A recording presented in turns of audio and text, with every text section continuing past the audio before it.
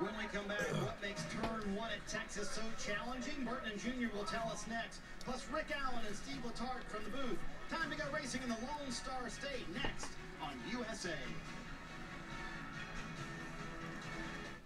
At 78.29. Excuse me. Oh my God. Wait a second. Ugh. My stream working. Nose is running because I just downed like 5 ghost pepper wings from Popeyes, and I'm trying to eat this spicy chicken sandwich, and my mouth is on fire.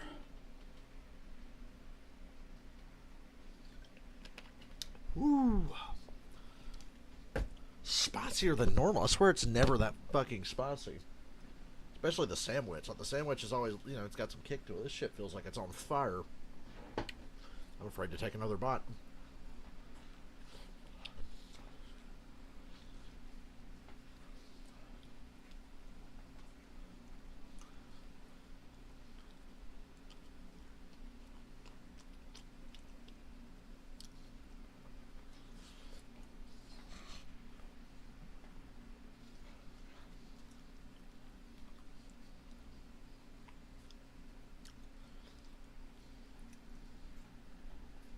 So let me tell you a little about my Saturday.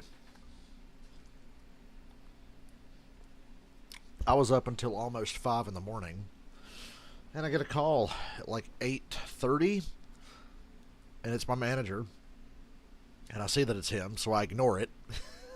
And then 5 minutes later, he calls back, and he just keeps on, oh, fuck, what? And I answer him like, hey.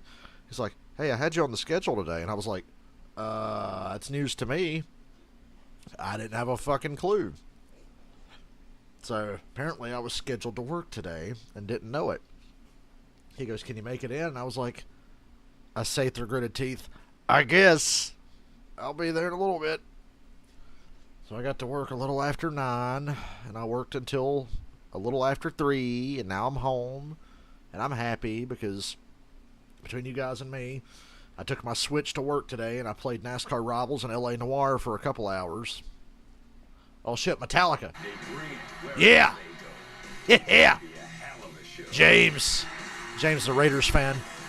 Oh, now I want the Raiders to win on Sunday night. They did a fucking commercial with James from Metallica. It's like, God, Raiders, you better win on Sunday night. Fucking Papa Hit gave you an endorsement. But anyway, yeah, I worked today. Played my Switch for a couple hours, and then sat at the register for a couple hours, and now I'm here. So it really wasn't that bad. And despite the fact that I only slept about 3.5 hours, I felt fine because my body's just programmed to wake up at 8 anyway. So I feel fine. Probably take a little nap after the race, but for now, I'm all good. I'm sitting here eating my Popeyes, going to watch the best series in NASCAR. Oh, hey, did you see who won the poll for tomorrow? Did you see who won the poll for tomorrow?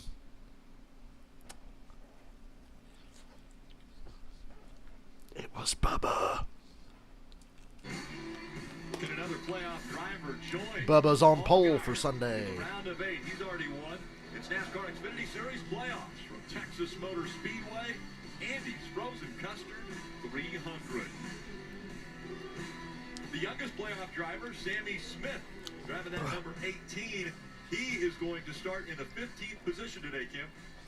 That's right, Rick, and for Sammy Smith and this team, they had a good start to the playoffs last weekend in Bristol, but that 9th place Bristol finish was their first top 10 since Pocono. So what do they have to do here today? Crew Chief Jeff Mindering told me it's all about building consistency, which they lacked during the summer. That summer struggle, though, they feel like gave them the mental fortitude to get through the playoffs. They're certainly going to need some of that today, Dave, because they start from the 15th position. Cole Custer qualified third, and he told me I underdrove it, but that's kind of the theme of the day for the 00. They're plus 39 to the cut line. They don't have to take big risks. They just have to have a solid day, and if they can win it, they will, Marty. Day 3 of the next 4 playoff races come at mile-and-a-half racetracks, and this year no one's earned more points on the mile-and-a-half racetracks than John Hunter Nemechek. He won the last mile-and-a-half track at Kansas. Let Josh Berry being 24 below the cut line. Listen, we need a little more help on the long run. That's where our car was really not quite as good as some of the other teams here. But John Hunter does lean on a lot of experience from the Texas Motor Speedway. Remember, he came here on a part-time ride, driving for Joe Gibbs Racing in 2021, and won this race. He said that day, I needed to prove to myself I could do it. Now he's on the cusp of maybe winning an Xfinity Series championship. Let's get race number 2 of the Xfinity Series Playoffs underway, and the engine's cranked here in Texas. Crank your hogs and your engines. Here to say the most famous words in motorsports. Please welcome Chief Operating Officer Chris Grooms and founder of Andy's Frozen Custard, Carol Kuntz. Chris and Carol are joined by family, more like franchisees, cunts, and business partners supporting nearly 150 stores nationwide. Man, we're so excited to be here from all of us at Andy's since 1986. Welcome to the Andy's Frozen Custard 300. They've been around since 86 and only have 150 stores. Good God. Dollar General has 150 stores on my street. Military veterans, including the 100 active duty military veterans and their former families that Andy's is hosting today. Drivers, start your engines! How about a handle, Kathy? Okay, call. Whenever you're ready, green. Every racetrack has a signature to it. This one at Texas Motor Speedway is right here in turn 1. This corner is flat and it is wide. You're leaving turn 4 with tons of banking, a lot of speed, but you enter this corner, it does not have the banking. It does not make the grip. So if you underdrive it, you're super slow. If you overdrive it, you're wrecked. It is a big compromise here, Junior, but that is not the only challenge at this end of the racetrack. That's right. You mentioned it. If you underdrive the car, you're going to stay right down here on the bottom of the racetrack. If you overdrive it, you're getting up off the bottom. We've seen cars spinning out, getting loose up off the bottom groove all day long. It's going to create a lot of challenges. Oh, Junior, I wish he was racing today, brother. I bet he wishes he was racing today. And then you got to funnel off of turn Got his 2, first get cup really and his first narrow. Xfinity win here at Texas.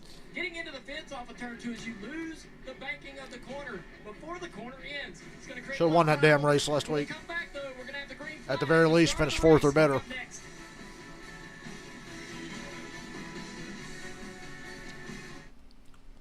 Oh, Texas Motor Speedway.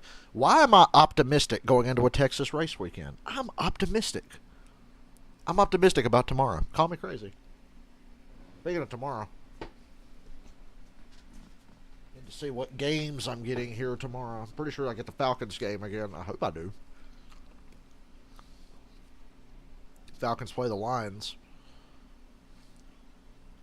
That'll be a tough one, man. Maybe we'll go in there and rush for 500 yards on them. 250 from Algier, 250 from Bijan Robinson. Maybe Cordell Patterson can take a couple of punt and kick returns back to the house. You know what I'm saying? Saints Packers. What kind of lame shit is that? Saints Packers. Where's my fucking Falcons game? Cowboys. Yeah, there's some pretty lame games here tomorrow. Cowboys Cardinals is the other one. Panthers Seahawks might not be bad. Andy Dalton's playing for the Panthers tomorrow because Bryce Young hurt his ankle against the Saints on Monday. Got one more delicious Popeyes spicy chicken sandwich. You hear that? That's the sound of the bread and the sauce peeling off the chicken. Yummy.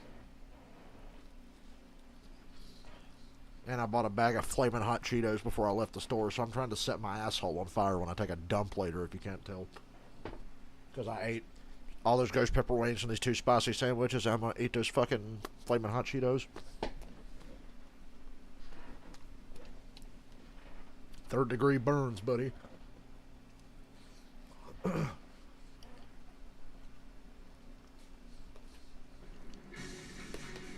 NBC Sports coverage of NASCAR on USA is brought to you by Andy's Frozen Custard, the world's finest, made every hour. Toyota, let's go places.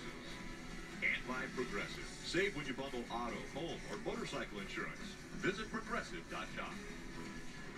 A gorgeous afternoon in the Lone Star State. Hold on 1 second. Off turn 4, so it's Jeff Burton.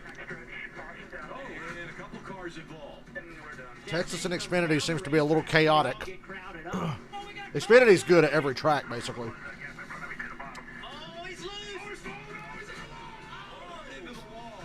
Here, Brett Darty in that clip. Oh, you're the wall. He's going to have one chance as they come out of turn 4.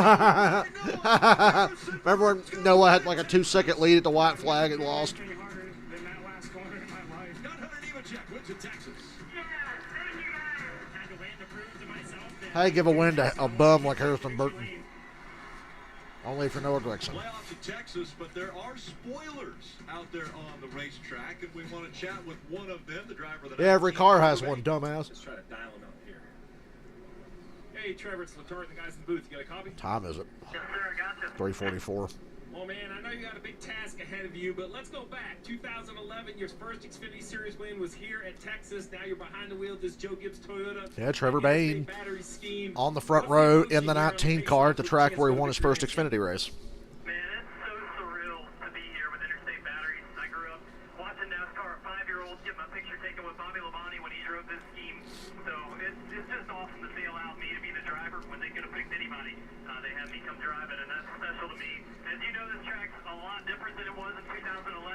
I did get to run here a couple times in Cup, so just trying to use that experience to go beat my buddy, the 7 car beside me. My favorite Trevor Bain at Texas moment was backing up on a crowded pit road during pit stops. A bank 3 and 4. Explain to the fans what's the key to being great today. Yeah, you know, you kind of fight the car on one end or the other. 3 and 4 seems to be where the speed is made up. We struggled a little bit in practice getting in down there, but there's a lot of options as a driver that you can change with the brake and the gas as you load up into 3. So just a lot of throttle time down there. 1 and 2, you got to be able to arc it enough and not get free, but you definitely don't want to get in that resistance. This restart here will be interesting to see how 2 wide works for the first time this weekend.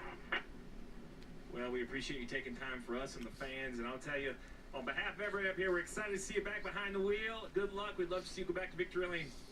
Thank you guys. I hope you're using this. I dare you to win this race, Trevor Bain. I dare you. Sorry.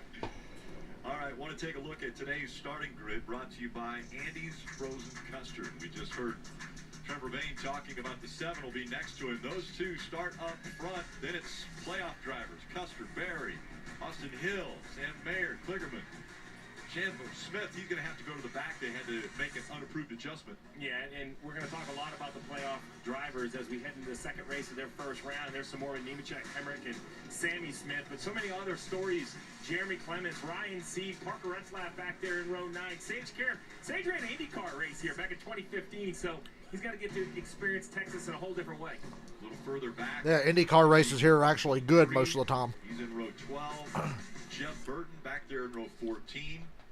I think Brad said he thinks Jeff Burton's got a chance to win here. I don't think that's a crazy prediction. This race always leads to chaos. That might just be what Jeff Burton needs to kind of get through that chaos and score the points. So can Sam Mayer, in that number 1, hoping to get a win so he can advance. The way Bristol went and the way Texas usually goes, followed by the Roval, it's pretty fucking chaotic first round. Races, but the last 2 weeks, Sam has ended his days with accidents. So how do they turn things around this weekend? Sam gave me a sports analogy. He said this weekend they are just trying to play the equivalent of par golf. He told me they need to get what they can get, no more, no less. The main goal being do not overreach, looking for more and putting themselves in a risky situation. With the chaos we've seen at Texas before, Sam said if they can survive until the end of this race day, they will be in a good position for the final race of this round at the Roval. Speaking of the Roval, that was a track that they didn't really want to count on for Chandler Smith because he's never seen it before. They want to make A here today, just 18 points above the cut line coming in. But you already heard it mentioned to the rear for an unapproved adjustment. It was an I'm full. oil line O-ring. You can't feed the engine with Popeyes a leaky always line. fills me up, and bro. So they had to change that O-ring, get that fixed up so that it Excuse doesn't me for a leak. second. And Chandler is now starting from the back with a much bigger task today, a day they need, Marty. Dave, a critical race for Jeff Burton comes in below the cut line, and we talked about the scrappy effort at Bristol last week in a backup car, wound up finishing 13th. They had high hopes for Texas, a brand new race car for Jordan Anderson Racing and Jeff Burton, but they have struggled with the handling of this car. I asked Jeff what's going on. He said, if I push it, I will wreck it. That's my biggest concern. He starts the lowest of any playoff driver in 28th, Rick. Going to be interesting to see what Jeff Burton can do here this afternoon. Excited to watch and see how he picks his way through traffic to get up front. Want to listen in on Daniel Hemrick's radio, a little pep talk. Daniel, I promise you this group right here is going to fight their ass off all day for you. I promise you we'll work like hell for you. Not a doubt in my mind about any of what you said, Alex. I appreciate each and every one of you. Disciplined all day. You cannot say that enough to me. That's what this race is going to be about. Champion Xfinity Series champion right there, Daniel Hemrick. And I like discipline because that means, you know, you carry That fucked me up for a second. When he said former series champion Daniel Hemrick, I was like, oh yeah. For that reason, you see the points. Barry was involved in an accident. Parker Kligerman had a mechanical issue. Mayer involved in an accident. That's why those three at the bottom of that playoff leaderboard. This is the second race of the round of 12. Again, Allgaier won a week ago at Bristol. They have this race and then... All right, I'm settled in. My food is eaten. The cutoff for them. We're coming through turn 4. Win and you advance if you're Coming to the green for the best series in NASCAR. Allgaier. Second race of the playoffs. Earlier today, he brings the field to the green flag. Let's see what happens. Time to bring the action.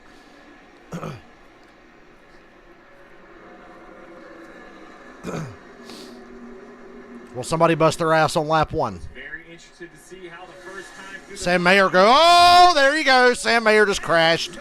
Yeah, he just crashed hard. Put it out. You got to put it out. That's a lot of shit. That's a lot of debris, a lot of smoke. Oh, boy. Oh, my God. Chandler Smith had to dart around it. That's got to be a yellow. In any event, Justin Allgaier leads lap 1. Bain second, Custer third. Mayer coming to the pit road with heavy damage. Good grief. Riley Herbst has hit the wall. There's got to be a caution here. Caution's out now. Oh, the implications for Sam Mayer. Win or bust next week at Charlotte. And he's won 2 road course races this year, so I'm not saying it's impossible, but that's a tough ask. So take a look at this. Sam Mayer on the outside. Sam Mayer by himself. And he's just up in that. Just took off on him. Area. There has been a lot Boot. He hit hard. Both practices and qualifying. Yeah, you look, he's definitely a half a car higher than all the rest, and for that reason, he just chases the car and runs out of real estate. That wall. So what happened to the 98? The 98 did it on like lap 2. Damage, and then you see that Herbst car just in front of him. He had contact a lap later. How about that for a start? And it's playoff drivers involved.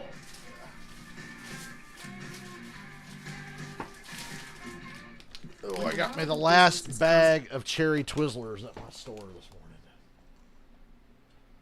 Bubba on pole, the internet's taking it about as well as you would expect, Caden. I saw the first comment was, that they got to look at that. They robbed the 17 to give Bubba the pole. They got to look at that. First comment I saw. Yeah, Bubba on pole for tomorrow. Eat shit, everybody. As long as the right rear tire stays intact. Hell, as long as everybody's right side tires stay intact this year, you might see a decent race, and he might stay up front. Tune in tomorrow to find out.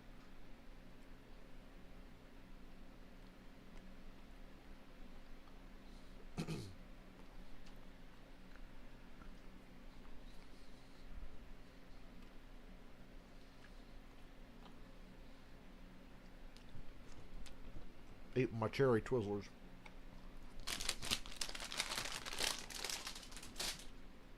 They do be good.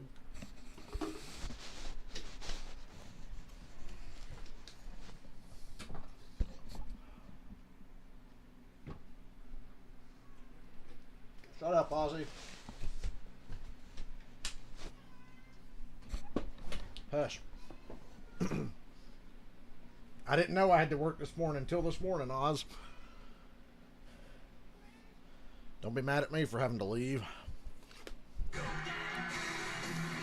They're showing the Metallica Raiders commercial again. Yeah! Fuck yeah, James.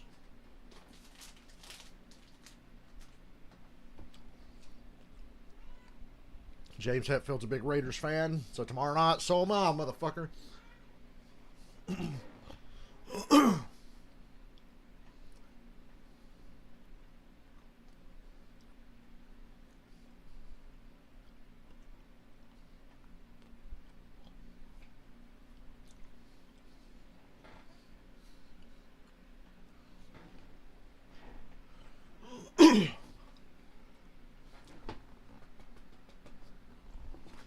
Download the official app of NASCAR. You can follow the action with free live scoring. There's in-car cameras as well as a radio broadcast. You can also upgrade to premium for access to driver audio channels and an ad-free experience. Search NASCAR in your app store and start a free trial today. So let's just review. This is first lap, first set of corners for the one of Sam Mayer. Mayer's car looks pretty fucking done to me. Than expected, and the one just kind of gets high and. It looks like he's going straight because he's not turning the wheel. I'm not sure he can. It's either too tight, too loose, or just overall no grip. That looked tight as hell to me. Like, he just never had a chance. This is off turn 4. I thought this happened in 1 and 2, but nope, off turn 4. Just same thing. Very, very high up the racetrack. Heavy contact, and the result for both cars is the end of the day. They're both on the DVP. I think the one is trying to repair his, but the 98 has 98 to the garage, and the one's about to be out of the race. The one still sits on pit road, but we're going to see if they can do any sort of repair to this car. Marty, what are you hearing on the That right front doesn't look Riley right. Roots, as you saw, has taken him to the garage area. There he is in the Xfinity Series garage area. He said that he went down in turns 3 and 4, and he felt like the right front went down. It just completely shot up the racetrack when the car landed. So we have seen this Texas track be trouble for the playoff drivers. 11 of the 12 playoff drivers last year had an issue already. One today, and the drivers in front of you, Kim. And for Sam Mayer, in practice, he told me he was so surprised how tight they were. That condition into the race followed him, so a tight race car that ultimately led to that incident. The team thinks the upper control arm is bent as you see him going back to the garage. If there is one bright note, Sam was one of the 2 DNFs right off the bat. Was actually looking forward to the Charlotte Roval. Remember those 2 race wins he got earlier this season? They came on road Question: courses. So is Ty Gibbs running the Roval for an Xfinity car? Pole sitter Justin Allgaier. I wouldn't be surprised if he is. Turn 1 looked completely under control, but radioed his team this. Buddy, is it slick compared to earlier? Holy cow. Holy cow. Allgaier with It's in the mid-90s with a heat index of 106. It's bright and sunny, not a cloud in the sky. It's hot as fuck, and the track has no grip, even less than usual. Spotters are going to be telling the drivers what they saw, the line that he was running. We have to remember that when practice and qualifying happened earlier this morning, the track temperature was way cooler, and this track has gotten hotter. But I believe that it is. When I was in Texas last month, the temperature was always crazy because it would start off like low 80s and then shoot up to 110 within an hour. It was crazy how fast the temperature would climb. So I see the difference from qualifying to now being pretty severe. Some will have to take the risk and go to that outside because there'll be so many spots to gain from it. Yeah, typically on a mile and a half, you'll see drivers wanting to pick the outside to be able to get on the outside of the guy entering the corner and take the air off the car and get grip off that bottom car. But today, I think if you're Allgaier, you're going to want to pick the bottom. You know what's happened to these other guys. You know how slick it is. You just cannot put yourself in that position. So we're seeing the choose right there. So yeah, the outside is slicker, but equally, a car running on your outside can pinch you down, take the air off your car, and spin you out. That's going to happen later in this race. Somebody's going to pinch somebody down, especially in turn 1, and try to stay as low as they can and put the car on the bottom in a bad spot. To be able to stay somewhat in the grip, in the bottom groove, the lower groove of the racetrack, I've got to really pinch the car on the bottom low and against the apron. Junior's just echoing exactly what I said. Very big risk of that car on the bottom getting loose, sliding up the track into your door, and taking you both out. 6 laps complete and 2 cars already out of the race. Riley Herbst and Sam Mayer. Again, Sam Mayer, a playoff driver, being scored right now 32 points below the cut line. 12th overall in the playoff standings of the 12 drivers. So more than likely a must-win situation for Sam Mayer when he goes to the Roval, the final race of the round of 12. And now getting ready for a restart. And all the drivers very aware that the bottom line is the preferred line, and you don't want to get too far out of it. Watch that double zero of Cole Custer. See if he turns early to try to. Sure, Riley Herbst is really wishing they threw the caution when Mayer hit the wall like they should have. Green. Josh Berry almost go. Oh, Josh. Great restart for Payne. Forcing his way under the 48. Going gingerly through 1 and 2. Yeah. Everybody's pretty timid. They make it out of turn 2. Custer aggressively into turn 3, and Bain falling back another spot. Austin Hill gets I get 1 and 2 not having grip, but 3 and 4 must have caught the 98 completely off guard. 3 and 4 feels like the safe corner. He's going to have to be careful out here. If you're Brandon Jones, you want to be as low as you can through that corner. You know it's already slick up top, so try to be as low as you can. And he did a good job at that. He lost the spot, but didn't lose 3 or 4. Now everybody trying to get to that white line. Left side tires down there.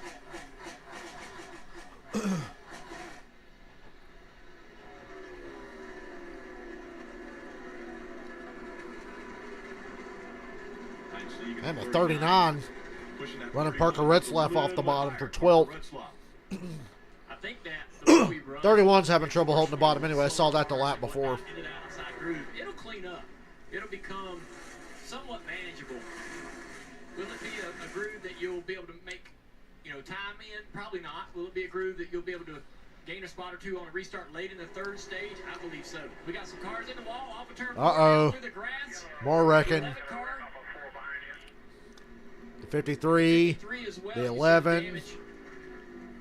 That's Riggs in the 11. That was all him. He got loose underneath it, just clipped you. So there's the information from the spotter. But coming up off the turn 4, some cars getting out of shape. Well, there you go. Lane Riggs in the 11. Today in practice, he spun coming out. This track is unforgiving. 66 car. Not in a good way. Lane in practice and damaged the left rear quarter panel. They got this car fixed. I think in this situation he was trying to avoid what we're seeing right here, the 38 car up the race. Oh, the 38 came up off the bottom, spun to 53, put himself in the wall, and the 11 was coming by, had nowhere to go. But the grass. Who's in the 38? Joe Graff. Out here in Texas, and that wall has caught another car. This is about to be a brutal race. We're going to be here all day.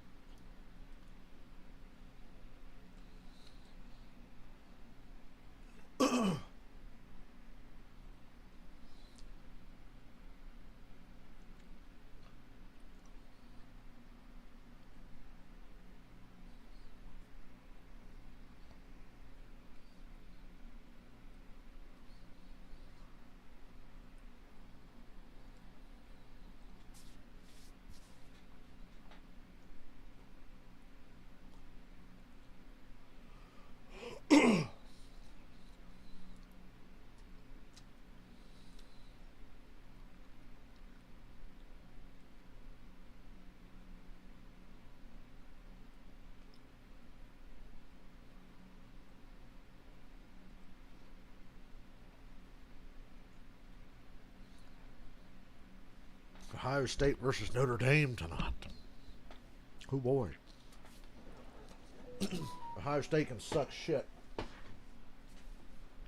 Hey Falcons fans, whatever happened to the Falcons had drafted Justin Fields? Those people are feeling pretty stupid right now, aren't they?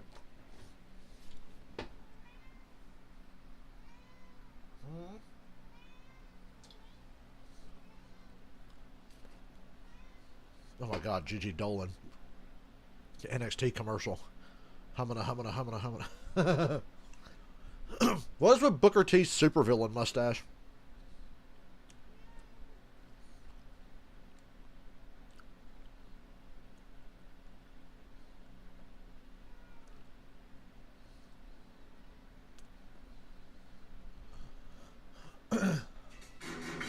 Show Gigi Dolan again. NBC Sports coverage of NASCAR on USA is brought to you by Credit One Bank, a credit card company, and by Andy's Frozen Custard, the world's finest, made every hour. So the second caution is out, and this time it was the 38 of Joe Graf Jr. and the 53 of Patrick Emmerling. So 38's up the racetrack a little bit. He's just kind of chasing the race car. I don't know if there's real contact or not, but it is enough of a disturbance. Right here, we'll see. Sorry, Mr. Aziz, there was a disturbance. Just a little bit there in the left rear quarter panel, but it's enough to get this 53 out of shape. They're both up in the dirty part of the racetrack, right? You see Lane Riggs just trying to avoid and just going through right there. I'll plug my phone up. Tailpiece on the car. I'm not sure how much damage was done to the front splitter of that race car. That grass down in the infield on the front straightaway here does a bunch of damage to these Xfinity cars when their splitters dig in. Well, this isn't out of the norm for Texas, because Texas has the most cautions by track. If we look back since 2017 in 12 races, 100 most cautions by track in Xfinity since 2017. Texas, Daytona, Bristol, Phoenix, Darlington. Just like we're seeing Phoenix here, is a shocker. A rash of yellows, either from a slick racetrack or regression or all of the above. And then once they settle in, we'll get these spurts of long green flag runs. And then once that goes away, it's chaos again for a few restarts until they get it figured out. Yeah, this just isn't a normal mile and a half. You know, it just every racetrack has a different personality. We talked about it out there on the racetrack. We showed why turn 1 is such a challenge. And then 3 and 4, you know, you just go through there and you feel like Superman. You have so much grip compared to 1 and 2. And then Unless you're Riley Herbst. It comes around quickly. It's just an extremely challenging racetrack. And it's you know, it's put on some great races. It's put on some very entertaining races. It's been fun to watch the last few races here. And what I liked about In it Xfinity, it's been fun. Cup is another story. It put you in a position where you had to make compromises. Your entry speed, when you could go back to the throttle, and that's, as a race car driver, that's what you want. You want it to be a challenge. You want it to be slick. And this racetrack is certainly both of those things. It was a little too challenging early on for Riley Herbst out of the infield care center, and Kim's with it. That's right, Rick said he slid up the track. So walk us through what happened out there, Riley. Yeah, on the pace laps, I was warming up the tires pretty aggressively, and I just felt like we were starting on super low pressures. I felt like that just because of how much flop I had in the sidewalls and the tire. I landed in turn 3, and it just went down on the right front tire, and I tried to chase it up, and I thought I saved it, slowed it down enough. But when I continued to chase it, I obviously ran out of real estate. So, extremely disappointed. I should have learned from the pace laps and probably pitted before green, so I could have had a chance to race this. So we'll see what happens. I don't know. This is just a frustrating year for sure, and we'll go to the Roval and try to go compete for a win. So unfortunate for Riley Herbst. There's a lot of cars, every car, in both the Xfinity Series and the Cup Series that have the Sherry Pollock's ribbon on it. And rest in peace, Sherry. We lost Sherry on Sunday to ovarian cancer, only 44 years old. Brutal. I think everybody wants to make a difference in the world, and no question, Sherry Pollock's has made this world a better place.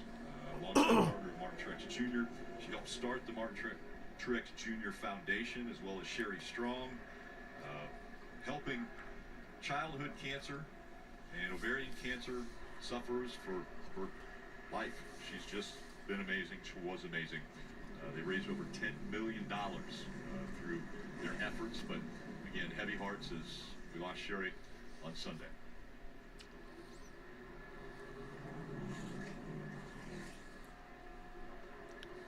Two by two once again as we're getting ready for the restart. How long will they go this time? On the outside of row 1. I feel like I'm in a NASCAR Heat 5 lobby with strict yellows turned on. Toyota on board. Under check.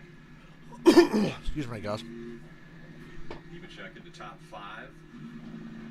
Yeah, you notice the cars. Damn, there are 5 of you here. Did not choose the outside on this restart. They are now on the inside, and some other players. Allgaier, Hill, Custer, and Nemechek. Sorry, I'm still eating. Twizzlers. See how Austin Hill feels about it. And John Hunter Nemechek. Get out of the way, pace car. You don't want to be anywhere near this. One and row 2 on the outside line as we go back to Based on the what we've seen so far.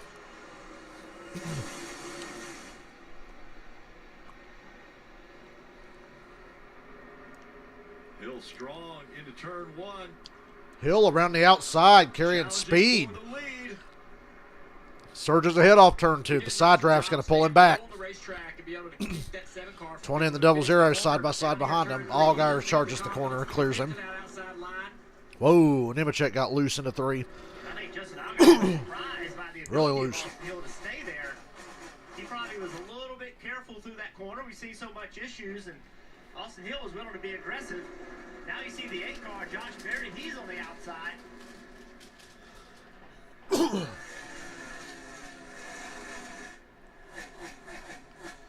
They're making another lap off of 2. You can see it's starting to get better. He's starting to, it's not great by any means, but Josh Berry able to have a reasonable pace of 1 and 2. Still not the pace of the middle of 3 and 4 that he wants, but the exit of 4 works pretty well.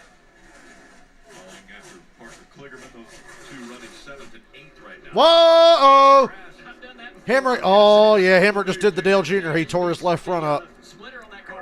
Oh, man. And now another. He did exactly what Jr. did. It just wasn't as catastrophic. It's going to be the same result, though. Left front tire down.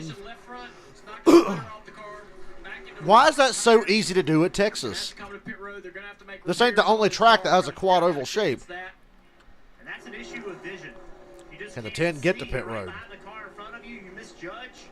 Where you How is that tire want to not gone down? catch that grass. Not going to come to pit road. Implications. Hemrick had a great race at Bristol last week and was primed to make a playoff run. Set of the 18 is there. He doesn't even know the grass was there. He just misjudged it because he was to the right side of the car. Then when he turned, boom, there he is in the grass. And unfortunately, that damages the car. Yeah, the grass kind of jumps out in front of you. Junior said, I've done that before. I mean, that damage to the left front, it looks like it's splitter, probably splitter structure. I don't know how the tire didn't go down. Arrow from the air going That's around insane. the fender's an issue. The splitter looks lower. Remember, this is a car that had a great run at Bristol. Josh Berry started the race 24 out. He's only 5 out now with the problems for Mayer and now Hemrick. He's hoping the chaos And Berry runs continues. 8th. He gets a chance to come to pit road, but as we run on the Still green, some he points to gain continues for to Josh lose Berry. His car doesn't look like it's handling too well early. And another driver already out. Playoff driver Sam Mayer. Kim. Yeah, Sam out of the infield care center. Give us an idea of what the track conditions were and then what the car was doing in that incident. Yeah, just really unfortunate. Obviously, I made a mistake. It just got in too hot. The track doesn't have any grip out there because they ruined it with the PJ, but really unfortunate. Took a shot at Texas. I don't know what to say. I apologize to my guys because nothing I can do can make up for it except for winning in a couple weeks, but obviously that's a tall task for me, so really unfortunate. Looking forward to getting to the race next time. After that reset, what's the optimism level as you head to the Roval, knowing you have No. 2 days on road courses?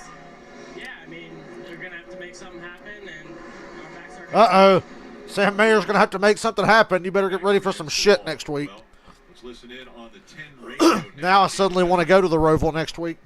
Tire look clear. We just tried to ride it all day. Splitter's knocked off of it, but we can't fix it, but we just tried to ride it all day. I definitely have tire smoke out the back of the car. I can tell. He's worried about whether the tire's smoking. He just wants to make sure that he's not going to blow the left front tire. They're giving him information to ease his mind, but they're also telling him, like, hey, this is what's going to be the rest of the day. Get that. You know, wrap your mind around the fact that this is how this car's going to drive. We're not going to be able to repair it. See just how bad the damage is to the left front. And I can't believe that's not worse. on the left front, that'll clear it He was somewhat. all the way in the But grass. aerodynamics I thought that was going to be much worse. Steve Letarte, it is not going to drive well. Still, it's going to handle like It's ass. going to help the driving. To answer Daniel's question, though, I do believe it's safe to cut a left front tire. It looks like everything above the tire that might get into the sidewall. Maybe a little wisp of smoke right there, but I think he's okay as far as it cutting the left front tire due to damage. 3 wide down the back. Chandler Smith, Retzlaff in the 91. More inspirational from his crew, Chandler though, Smith passes because, 2 of them. I mean, when I heard, hey, you're just going to have to ride it out the rest of the day, I thought, boy, that's kind of harsh. I think that there was, they didn't understand exactly what he was asking. The question he was asking was, am I smoking? Is there any tire smoke? I cannot tell from inside the car if we had a left front tire rub. So Chris Rice was just letting him know this. Drag him, Caden. You see the 11 on the apron. Drag him. Coming back up to speed again. Riggs. They might be in for a long day tomorrow. Car off. They've replaced it. Well, 2 bad news, 1 good news for Collins, right? The 10 and the 11 both having issues. 16, though, who had to start at the back, he's all the way up to 12th. So Chandler Smith, nice recovery as we go on board. 12th with not a lot of green flag laps. Sheldon Creed is 22nd. I love the roof shot at a track like this where you can see that 19 of Trevor Bain, how that car works and how it's handling. Watch him drive down in the corner, back's moving around, get right against that apron. We're riding on board with John Hunter as he bounces through the bumps in turns 3 and 4. They've actually ground those bumps a little bit since the last time we were here, trying to improve the ride quality through that corner.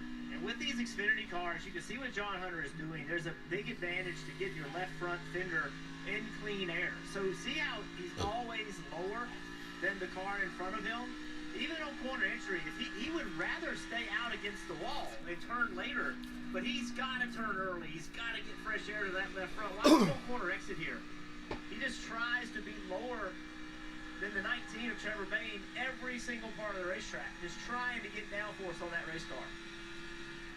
Searching for clean air. Well, Emmert just got lapped. Slow on the racetrack. Allgaier has put him a lap down. Allgaier leads by a second. I watched my first race yesterday. Be right back.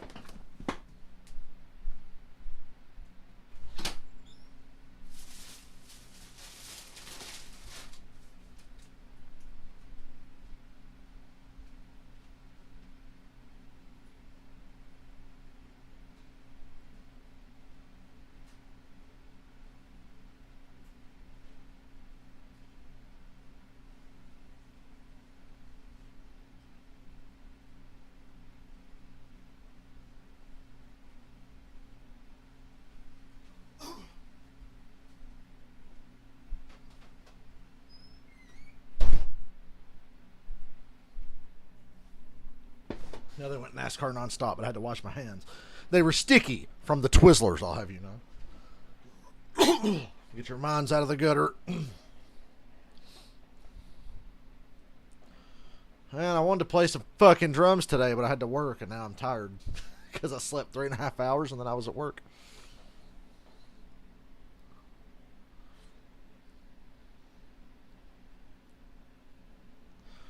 Jeb Burton and Parker Kligerman are going to fluke their way to the round of 8, aren't they?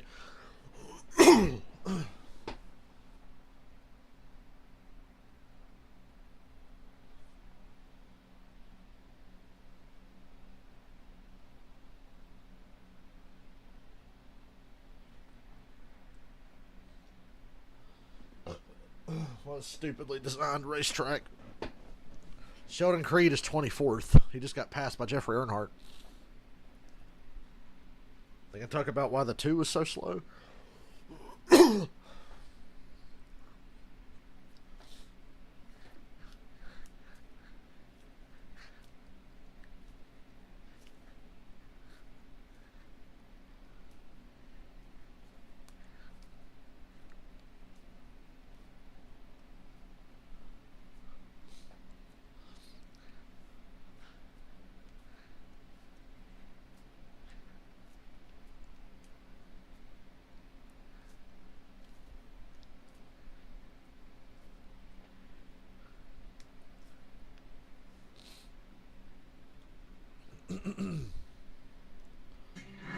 And we're back. Nothing's really happening now. When it gets strung out, it's just usual boring Texas. Number 6 is Ohio State battles. Number 9, Notre Dame. Buckeyes and Fighting Irish. Coverage beginning at 7 p.m. Eastern. You're watching the NASCAR Xfinity Series Playoffs. It's Andy's Frozen Custard 300. It's been all Allgaier. 34 laps complete and all out front for the 7. And look at the line they're running through the corner in turn 1 and 2 now. Some cars are making a little bit of time getting up off the bottom of the racetrack. They're starting to clean up that groove. And I'm telling you, late in this race, as bad as the outside was at the very beginning, it won't be a bad place to restart. Austin Hill's 1 second off of Allgaier. The rest of the field's about 4 seconds off or more. Now that longer run that you had talked about, Steve, is starting to happen here as Austin Hill has stayed about 0.8 of a second behind Allgaier. Marty? And Rick, as you can imagine, after seeing those early wrecks, there was a little trepidation about maybe taking the outside. Austin Hill has to awkwardly pass a lap car around the outside in turn 2. You have to get back down before you enter turn 3 or you're going to lose. Right now, it just don't look like the outside lane has any grip whatsoever. I mean, you don't want to have your right sides in that stuff at all. Like, you've got to leave about half lane between you and the bottom lane. Just not let your right sides hit that old resin or PJ1 or copy that. So after that conversation, Dave, Derek Nealon talked Austin Hill into going just a little bit up off the bottom in 1 and 2, and that's where he's made his time, like Junior just mentioned a moment ago. Once again, having to pass lap cars around the outside. That makes me very uncomfortable. A little bit tight as you watch on this Goodyear onboard camera getting down to the corner here. He has to wait a little longer than the car behind him, Trevor Bayne, to get back on the throttle. All that, and yet he says it's a little loose into turn 1. So a little bit of a handful right now for the 0-0, Kim. Dave, you mentioned Trevor Bayne. He's in the 4th position trying to find his rhythm. He actually told me because he's so part-time, he really has to treat each weekend like it is his first time at a track. Probably does 3 times more studying than full-time drivers to compare. Right now, that car just out of balance. He said it's freer in and tighter off than it was in practice. Still pretty good. Bane's running 4th. He's in front of his teammate Nemechek. For now. Now they're going to talk about Creed. What's up with the 2? What about Sheldon Creed, Steve, back in 24th? Well, he's having major issues. 24th and almost a second off the leaders. Only 6 seconds in front of them. So with 7 to go, you would normally think no problem. He could stay on the lead lap. But he is so far off the pace, there is a chance that the leaders could get to him. I mean, there is Creed right there, and the leader is basically, what, a straightaway, less than a straightaway behind him. Yeah, so there's Creed coming through 4. Allgaier's, like you said, it's about a second a lap. Allgaier's got some traffic he's going to have to go through. And see right there, that's going to slow him down a little bit. Right there, even catching the traffic. So he lost, I don't know, maybe about a half a second. So, and pushing that barrier, keep getting higher and higher in 1 and 2. But let's try it on with the 2 cars and see what they're talking about. Yeah, just hang in there, buddy. We don't understand either. We're working on some adjustments for you. Or really loose to the center. Make it to the center, pick up a little tight. I have a feeling we have a right front or the left front is slow, but that's not the case. So now the big fear for this 2 car is you can hear it's true bewilderment. They have no idea what is wrong. They believe their driver. They know it's bad. To be that bad while their teammate runs 2nd is pretty bizarre. Is there something bent, broken, or adjusting on its own? Is the track bar moving around on its own? We've seen all these crazy things. So at this point, Kim, the 2 is trying to come up with a plan, but this might involve multiple pit stops, and the first thing is trying to see if there's something wrong with the car. Absolutely, and you heard what he was saying about the car, just no grip at all. Feels like it's on skates, and the bigger piece of this is that crew chief Jeff Takowitz told me if the car isn't as close to perfect for what Sheldon needs, it absolutely lessens Sheldon's confidence. So not only do they need to make the car better, but they need to make it better in order to give their driver confidence. So this is all about preparation. Before the race, they should have measured where all the jack screws were, what adjusts the springs, the track bar adjusts to where that is.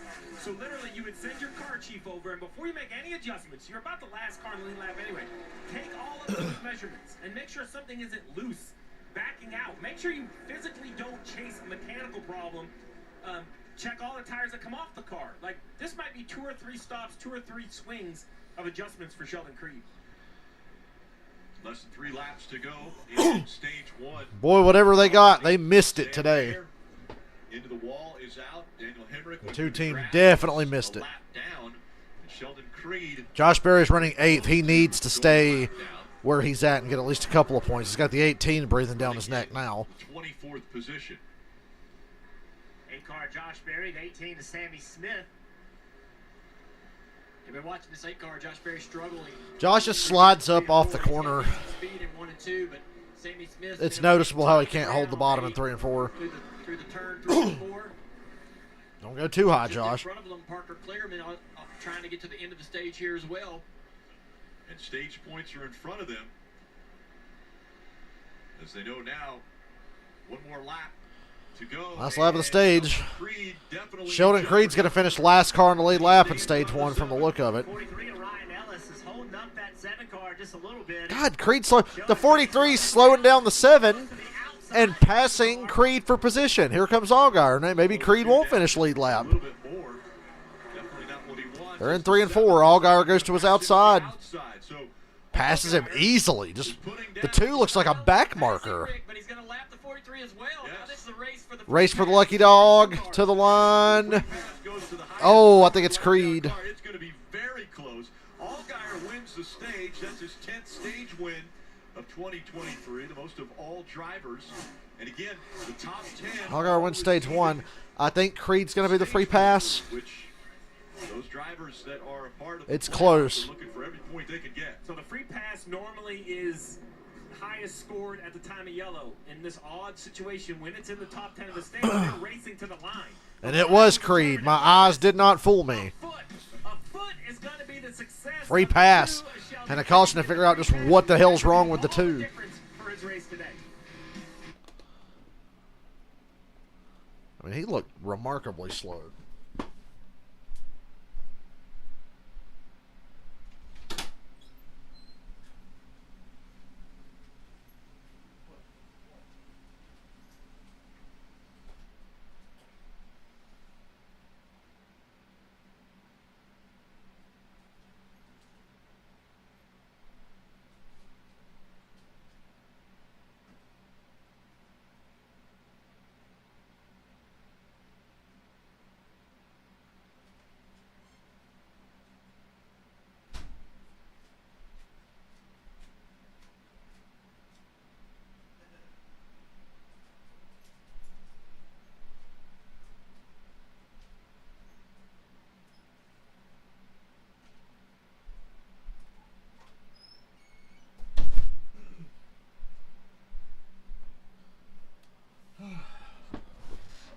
Can't formulate thoughts or finish sentences. Can't stop coughing either. I've had a cough since yesterday. It's just allergies. It's been cold one day and hot. Well, not cold, but it's cooled off here, and then it's still hot one day, and the weather doesn't know whether to shit or wind its watch right now. It's cool and cloudy here today. A little breezy outside.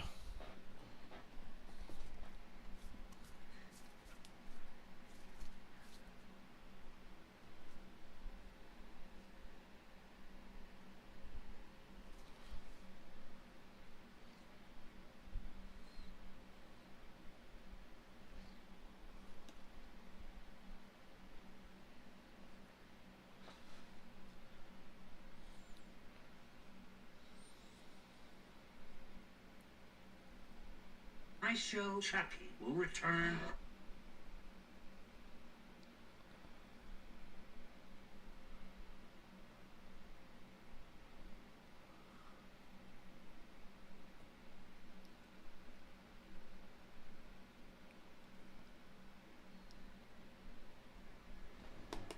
Sunday Night Football on NBC and Peacock. Steelers and Raiders. Oh my God.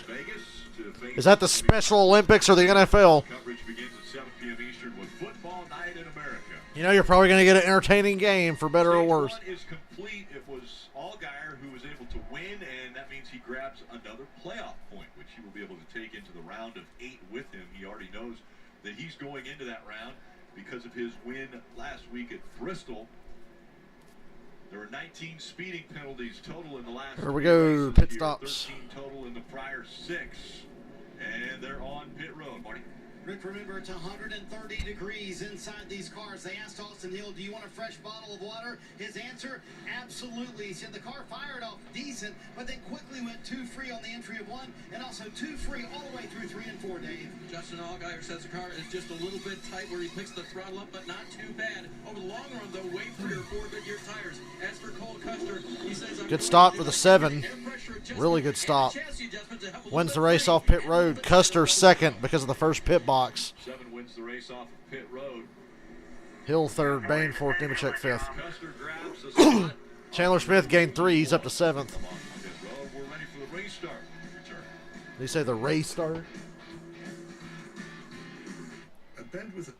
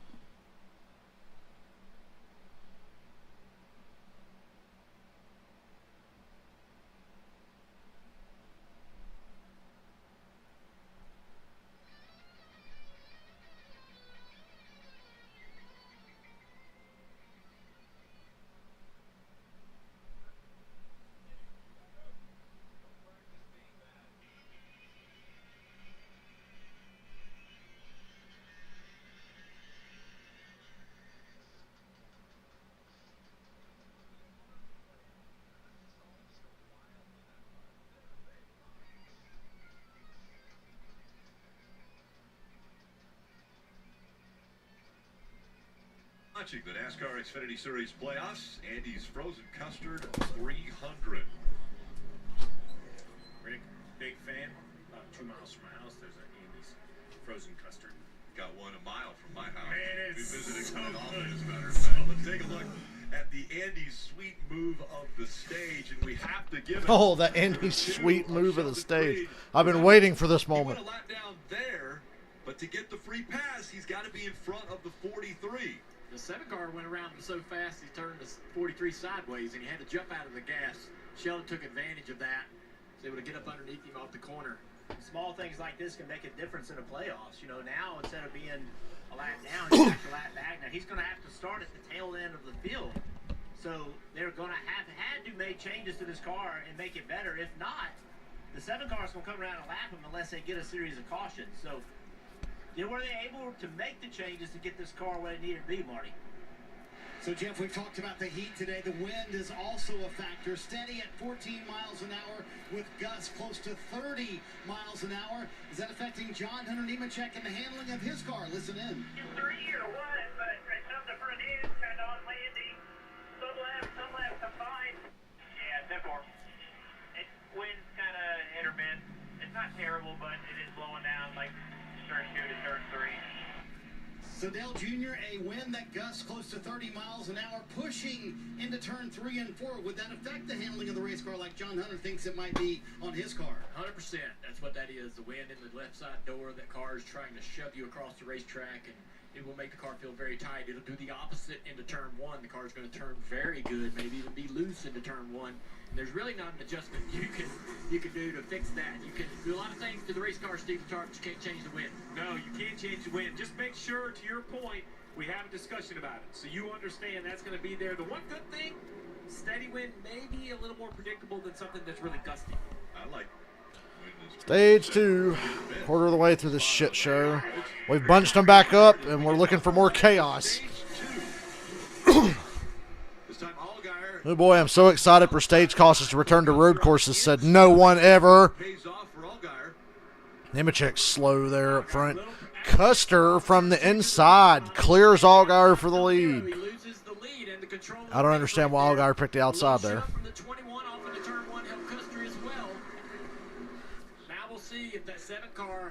Custer's got that first pit box. He's going to be hell on pit road all day, too. After leading the first 52 laps, now Cole Custer has led his first lap here in Texas today, as we see Parker Kligerman right there on the bottom of the racetrack. Brandon Jones at the 9 coming up on his outside. Slow car off a 2, I thought. 48 has really improved their mid-pack. Doubt it was anybody important. They had a mechanical last week at Bristol, but you know, he looks like he's running 3 or 4 spots higher than we had seen that 48 run most of the year. The Allgaier is not letting Cole Custer get away, though, as we look out the back of the 00 with that Goodyear onboard camera. Yeah, Cole's driving his car where he thinks he needs it, which this time he was lower in the corner. The time before that, he was up about maybe a quarter of a car width, and that was giving the 7 car a little bit of clean air. If you're Cole Custer, you got to pin this thing on the bottom. You got to do just that. You got to paint that white line with your left side tire. Do not give any good clean air to that 7 of Allgaier. Now, as this run goes on, you might have to block the second groove because we've seen the groove open up. But early in this run, the bottom's going to be where you we got a spin on the front. Uh-oh. Look out. He's going to wreck on the pit road. Oh, my Lord. Into a pit wall. Brennan Poole hit the 44's pit box. Luckily, nobody was there. The 35 stopped on the front stretch. Remember Cody Ware broke his leg hitting that wall last year in a cup car? That's not a safer barrier. That's a pit wall. I've seen into a pit wall in a long time. Joey Gase is down just past the flag stand toward turn 1. Joey Gase is stuck in the grass. When a car goes into the down on the left front. pit wall, you know, all those people standing behind that wall. God, Texas is just dangerous, man. Sorry, I just noticed my leaderboard got knocked down for some reason. The 6 was running 18. Y'all were looking at 14th on back. I'm sorry.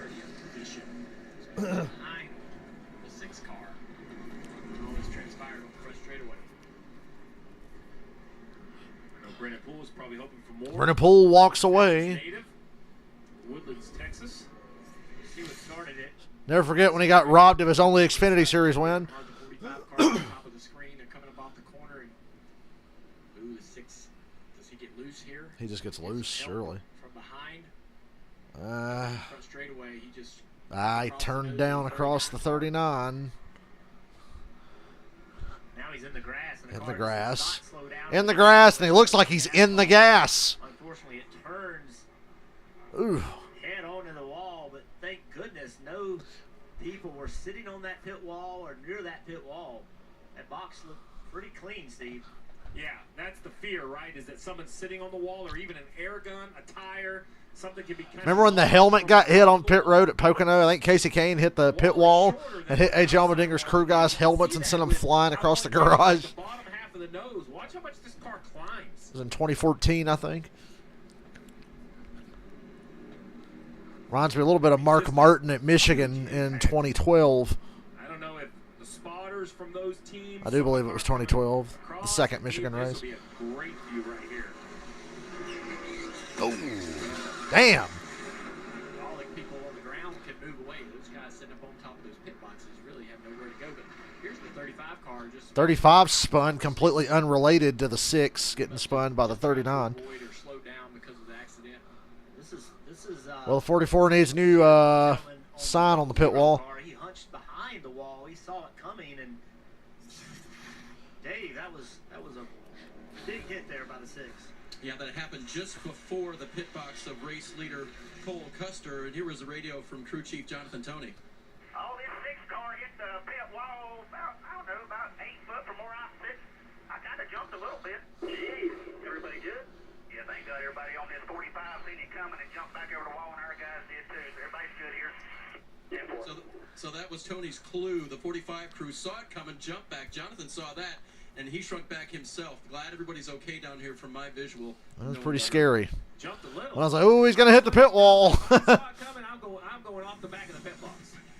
This was a really big hit for Brennan Poole. Could have been a little give and take there between Sieg and Brennan Poole. That was really unnecessary, especially for the position they were racing for on the track. That was really stupid. Climbed out of the car. Could have been avoided.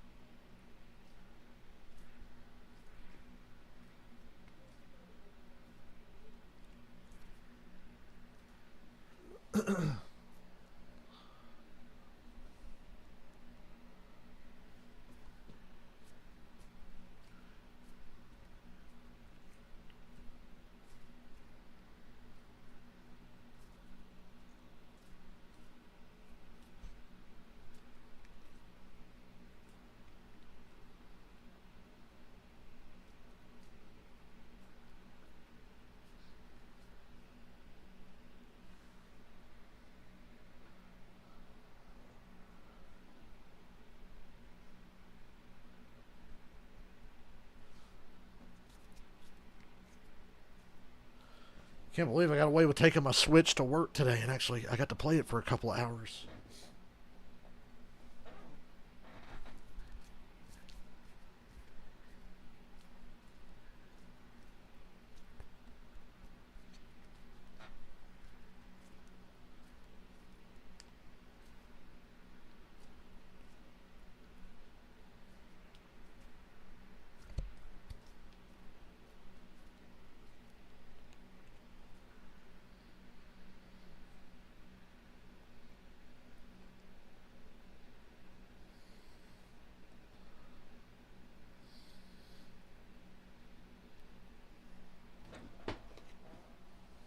Now, playoff 1 at Charlotte was won by Chase Sexton. He won both heats there. Then Sexton. Jeff Lawrence. He bounced Sexton Hardcastle? Now just 2 points back. Give me a quarter if you can tell me who Sexton Hardcastle is. Ken Roxon, he's currently in 3rd. They are going for $1 million.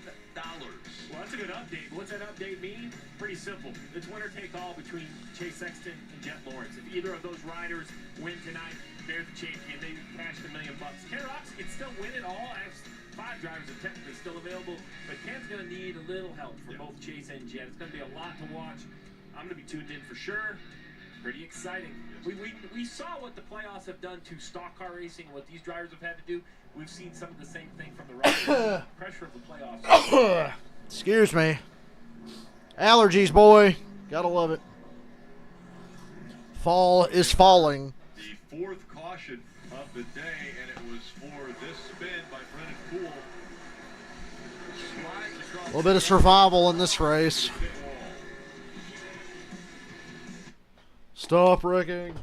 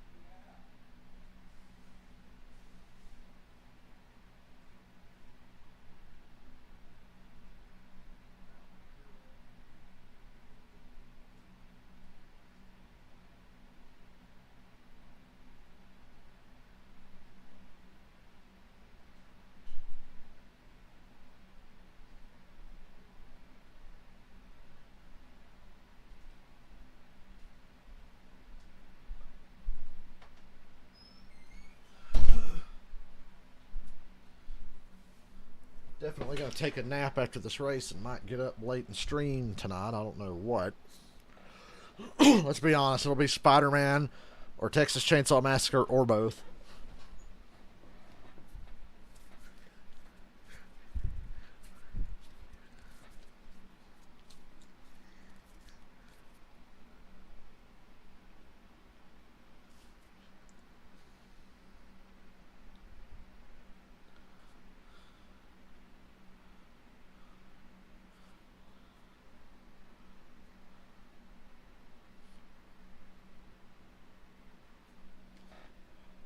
Getting ready for the restart here at Texas Motor Speedway.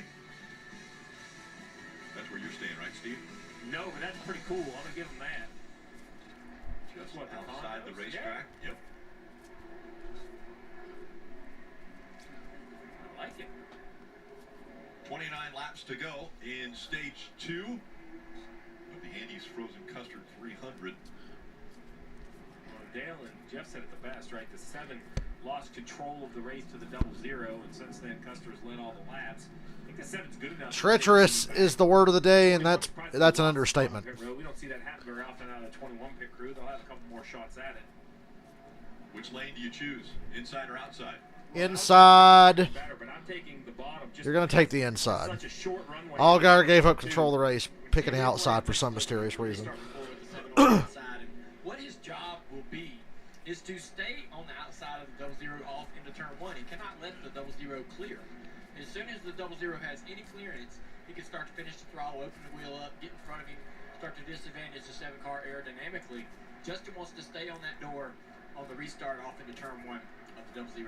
And I feel like Justin's car got better. Like that first lap and a half, his car was not as good as the 00, but then I felt like he was a little better than the 00. So he trusts the car now can roll to the outside better than it did on new tires. I'll check Discord DMs in the next commercial. Please remind me, I might forget. Upset on the radio. What happened? Yeah, I'm not really sure. I haven't seen a replay. I did lose a little momentum underneath the 45, and I didn't really feel like I made a huge move. I just was trying to get ready for the corner. I don't know. It just looks like there wasn't a whole lot of room. Certainly anything I didn't try to do, it just got hit in the left rear corner, got turned around. So, sucks. We had a really good car. Just unfortunate. I'm sure Ryan didn't mean to get in there. Felt like maybe I could have had a little bit more give and take, but from that angle, it's hard. That's what I said. I said there should have been a little more give and take between the two of them.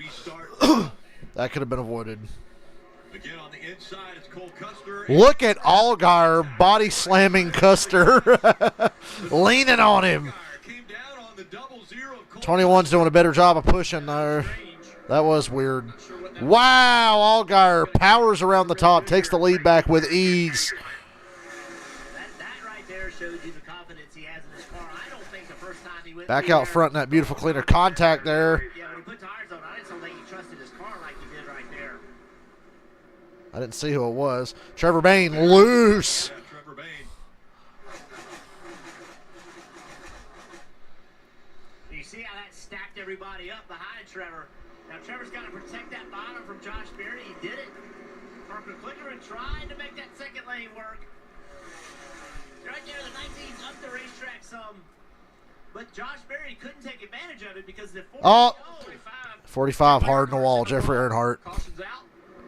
And we have a caution. That looks a lot like Yet again. getting up out of the groove in turn 2, right?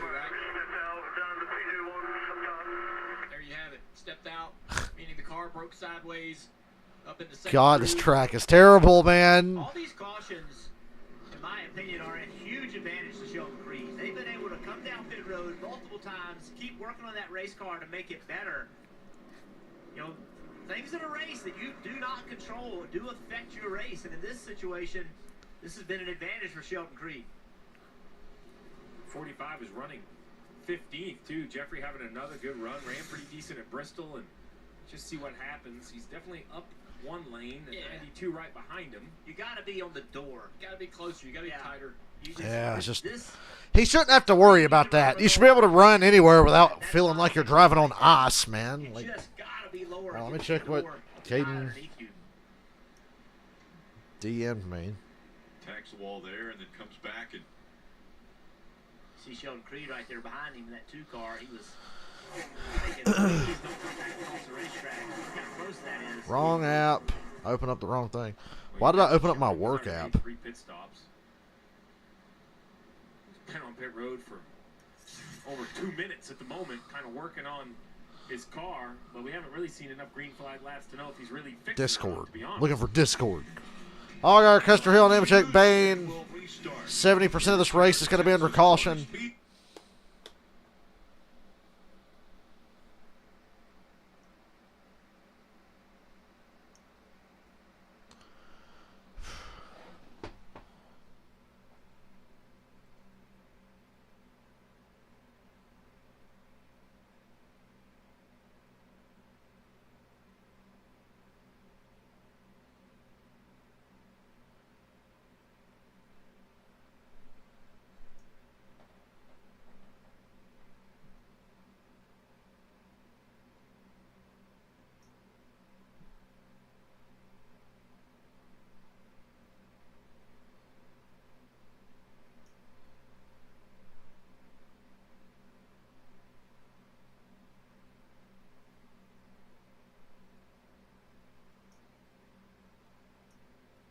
No, it was rigged, Caden. It was rigged.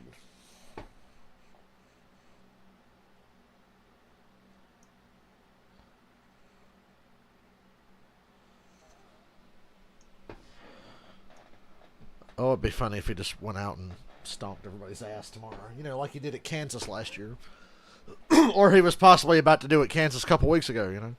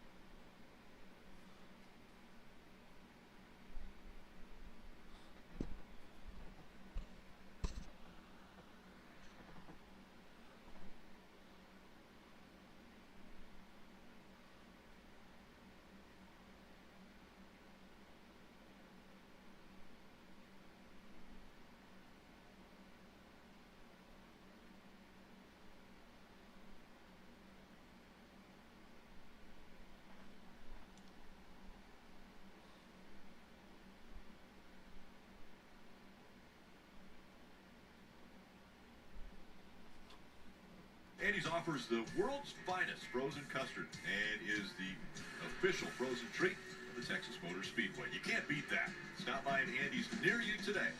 More coming soon.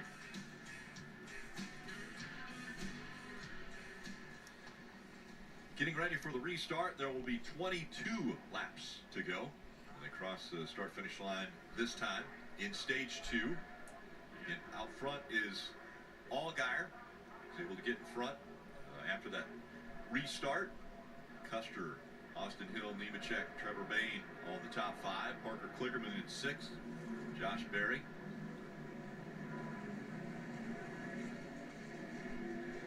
Dave, how about Chandler Smith, after starting in the back, has made his way up into the top 10?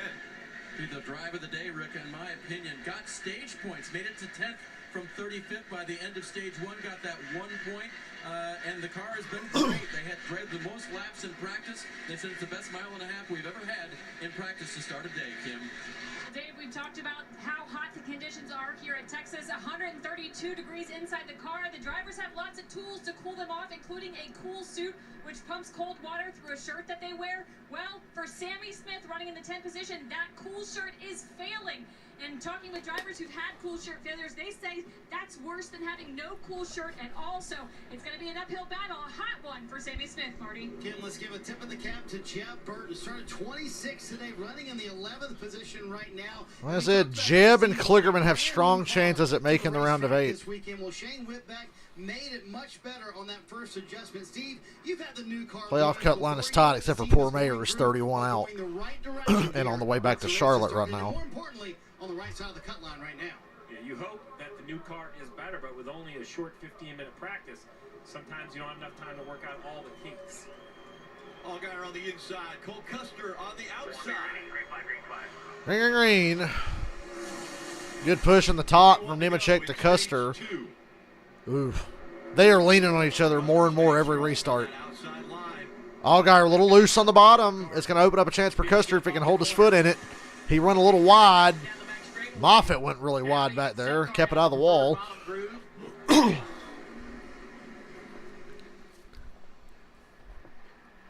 And Allgaier surges ahead in turn 4. Custer's going to try to fall in line, so he loses that spot to Austin Hill.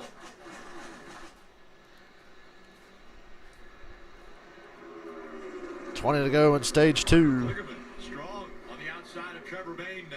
Trevor Bain just moved up, got Kligerman a little loose.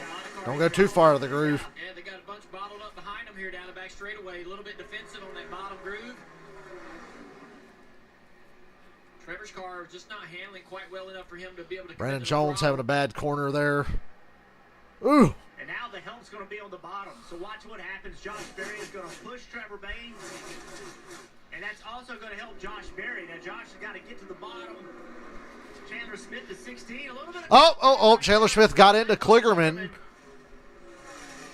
Thought that was going to be a wreck. Burton dives in there to make a pass. Man, this is pretty sketchy racing here. Exciting, but maybe for the wrong reasons. He saw an opening and said, okay, I'm just going to lift right here and get behind the 27 of Burton and regroup. That was a great restart for the 27 of Jeb.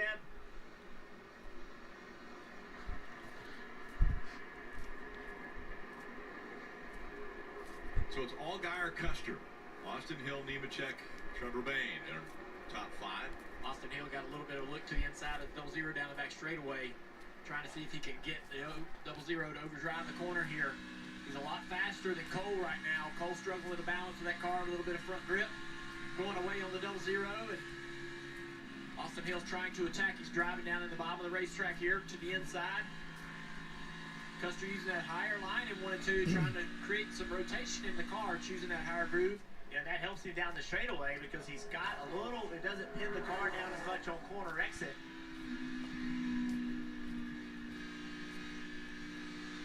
Nemechek running back in that 4th spot. Looking forward to Austin Hill. And Cole Custer now 1.2 seconds behind Allgaier. Allgaier's out in clean air. Easily. Clean air today means more than ever. You're stable. Nobody else on this track is stable except for the 7 car right now. Great battle for 8th right here with Burton and Parker Kligerman. Parker ran the high side of 1 and 2 to create that opportunity to get the run and pass him low down the back straightaway. 27's got an issue, Marty? Yeah, and he just said I have a vibration. 27's got a vibration. With the 92 car of Josh Williams, he said it moved the steering wheel a little bit. Now we just heard on the radio, way too free as well. But the vibration, how much would that concern you, Junior? It's very concerning. Very concerning when you hit, when you blow a tire in turns 1 and 2, and you got to shoot up 5 stories high to get to the damn wall. So yeah, I'd be very concerned. Oh. What was that camera cut? Jesus Christ. Maybe think Gralla and Moffitt were wrecking. Get to the end of the stage without issues. Allgaier, again, pulling away from Custer. 1.8 seconds now, the separation between 1st and 2nd. Dave. And for Cole Custer, it's just still a little bit tight in that car. He was told by his crew chief, we freed you up about 0.5% the last run, but it's still too tight. We heard him chirp on the radio at the last restart for Cole Custer. Yeah, that's what it looks like, Dave. Is just balanced. The car's just not quite there. And now he's ran enough laps, and he's changed his line a little bit, too. Put a little bit of distance between him and the 21. So even though they don't love how that car's handling right now, he's made the adjustments on the racetrack to remain competitive and keep this track position. Yeah, he's far enough behind the 7 car as well that there's no aero disadvantage for Cole Custer. Cole Custer is messing up the air for Austin Hill and Nemechek behind him, but Cole has clean air. That's a big advantage. He's Jeb trying to hang on to these spots. An 11th spot. Marty. So, Jeff, remember we mentioned the contact with the 92 on the restart before this one. What Jeff radioed in, the team believes is the case as well, is that the wheel weights maybe got knocked off of the right front tire. So there's a weight balance issue with Jeb Burton's car? It just shakes, and when it shakes, And it's definitely hurt the handling. He's doing all he can to stay in front of these guys behind him. Every time that wheel shakes, it does not handle. The tire is not making grip. A vibration hurts grip with the race car. So it's not an annoyance only, it's also a handling problem. Yeah, even, if you're behind the wheel of the car and you're in the car and it's shaking, you think that is taking grip out of the car. Even you're just not confident to really push the car. As you see, he's struggling really to keep track position, keep these cars right here behind him. Jeremy Clements and Parker Retzlaff right there. Going to try to take this inside line and take that spot away from Burton. Under 10 laps to go. Yeah, Jeb's opened up his entry into the corners knowing that he's too tight, knowing his car isn't turning well enough. That gives him some comfort. If the car is too tight, it gives him some comfort to be able to drive into the corner in this upper groove and then be able to go to the throttle. This is something we did not see when the race started. If you were up there when the race started, you would wreck. But now the track's getting cleaner. Jeff Burton's trying to sell you on the fact that don't worry, the track's getting cleaner. This race won't be totally stupid by the end. I don't have to turn the wheel as much up here. Maybe it'll make the car drive better. And so far, I think it's helped. Jeremy Clements there in the 51, running in the 12th spot now. Dave? And Rick, that's just about where he qualified. Kuchi Mark Setzer told me he might be a little aggressive, maybe move some people out of the way to get to the front. But he said the biggest takeaway from this morning was for the second week in a row, my driver felt like he had a car that could compete. Felt that way at Bristol, too. They had a tire down late that hurt their day, but Clements with another strong run here. Jeremy's best finish here at Texas is 11th. That happened 3 years ago. Jeb Burton loses 2 spots there. Retzlaff trying to go 2 for 1. But he also had to lift off the throttle a little bit. Parker Retzlaff is now trying to battle on the inside of the 51. Parker's a great young talent in the series. Teammates to Jeb. Jeb has been struggling with his car on corner exit the last few weeks. Feels like the car doesn't turn on corner exit the way he wants it to. Like how my optimism for this weekend's been shot in the face by how lousy this race is competitively. Just because there's been a lot of wrecks since the racetrack's a piece of shit doesn't mean it's a good race, you know? Move up there and try to get rotation. That's a good sign for stage 3. Get this track a little bit wider, and especially for tomorrow in the Cup race. These Cup drivers who've been here for practice earlier today realized how treacherous the second groove was. They're watching right now, understanding how this track is improving and gaining grip, and the groove's getting wider.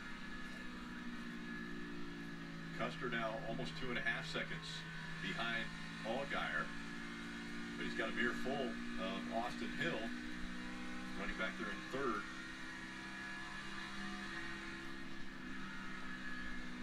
Playoff points move on to the next round, so already Allgaier with his stage 1 win got 1 playoff point. You see Austin Hill closing in with 5 laps to go in the stage. But Allgaier looking for a second playoff point if he can stay out front until the end of this stage. Jeb right there at the bottom of the screen losing more positions here. Car moving around a little bit there. He's working the wheel back and forth trying to figure out exactly just what's wrong. Hardy.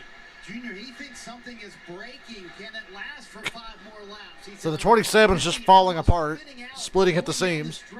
So maybe it's a bigger issue. We talked about that vibration, but Jeb saying something might be breaking on the car. Remember, he was 8th or 7th actually when all this kind of started, now back in 16th. Yeah, that sounds to me like a loose wheel getting worse. Maybe he needs to hit pit road, man. If that contact... If he makes it back around here, he needs to pit. Might have somehow knocked the wheel loose, or they even just had a loose wheel for the last stop, but it's just continuously getting worse.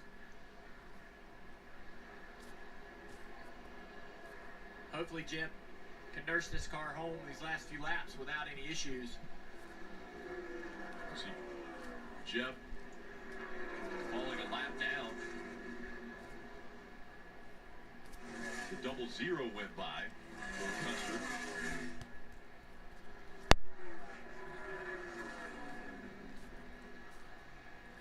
I think that was it was a different. I thought it was Jeffrey Earnhardt. Very similar paint schemes, I believe, but he's still on the lead lap. Yeah, Jeff's still on the lead. 2 to go, stage 2.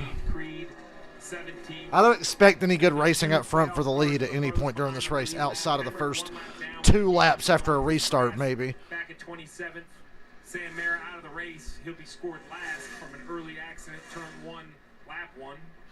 You know, I asked Justin Allgaier in the pre-race, I said, are you the favorite for this playoff, this championship? And I asked that question because the speed this team has had lately, it didn't get off to a great start. They, all of Junior Motorsports changed crew chiefs, engineers, they would mix things up.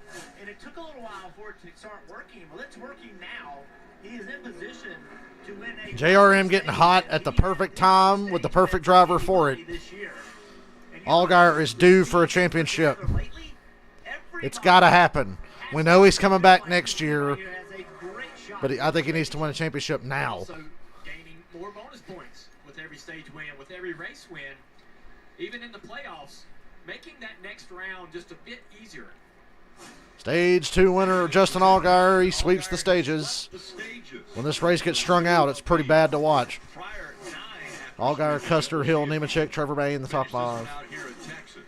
Josh Berry 6th. That's notable. Remember, he came in 24 points out. He's cut into that with stage points in both stages.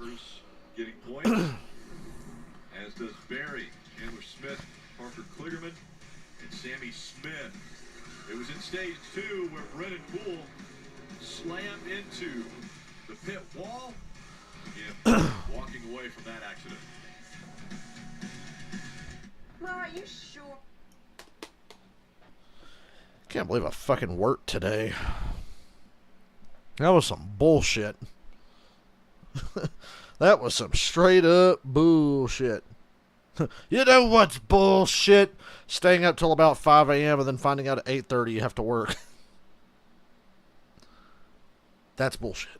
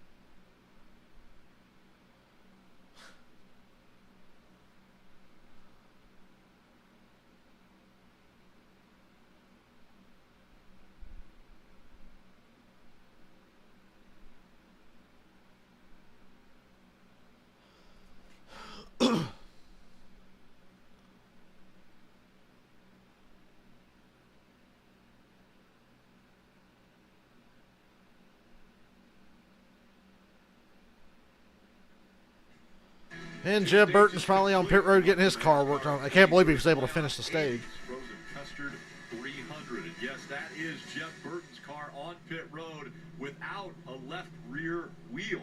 It came off down the backstretch. So that was his issue, right? The loose wheel. Now there's a couple concerns here as the cars are going to pit road. Is damage to studs on the car. Can they get the wheel back on there and tighten it back up? And cars on pit road. Marty. Jeff Burton still sitting here as the leaders come down pit road, Rick. Remember, the 21 team lost the spot on the last stop, so they asked Austin Hill to back it up a little bit further in the stall and also move further away from the wall. We'll see if that helps them here on exits. And the car way too free the longer they run, especially 3 and 4, Dave. Double stage winner Justin Allgaier said I had less rear lateral drift that time. They'll make an air pressure adjustment for that. As for Coal Country, Austin Hill got blocked in by the 20.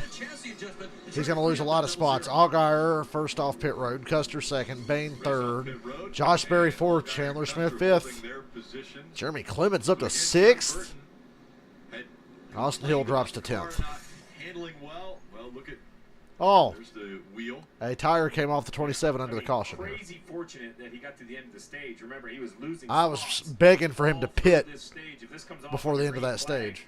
Almost a sure thing it causes an accident. And here the car sits. You see no center hubcap. You can see the axle. They're going to have to try to get repairs to that and the studs to make sure the next left rear can remain secure.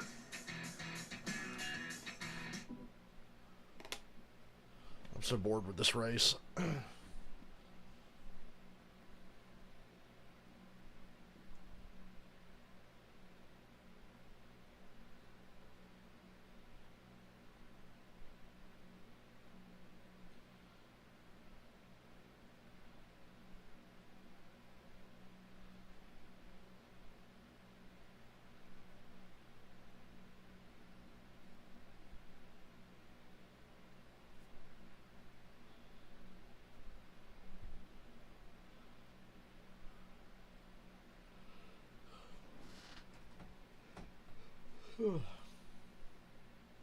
They got a pumpkin spice frosty at Wendy's now.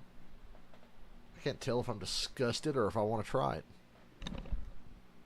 I can't tell.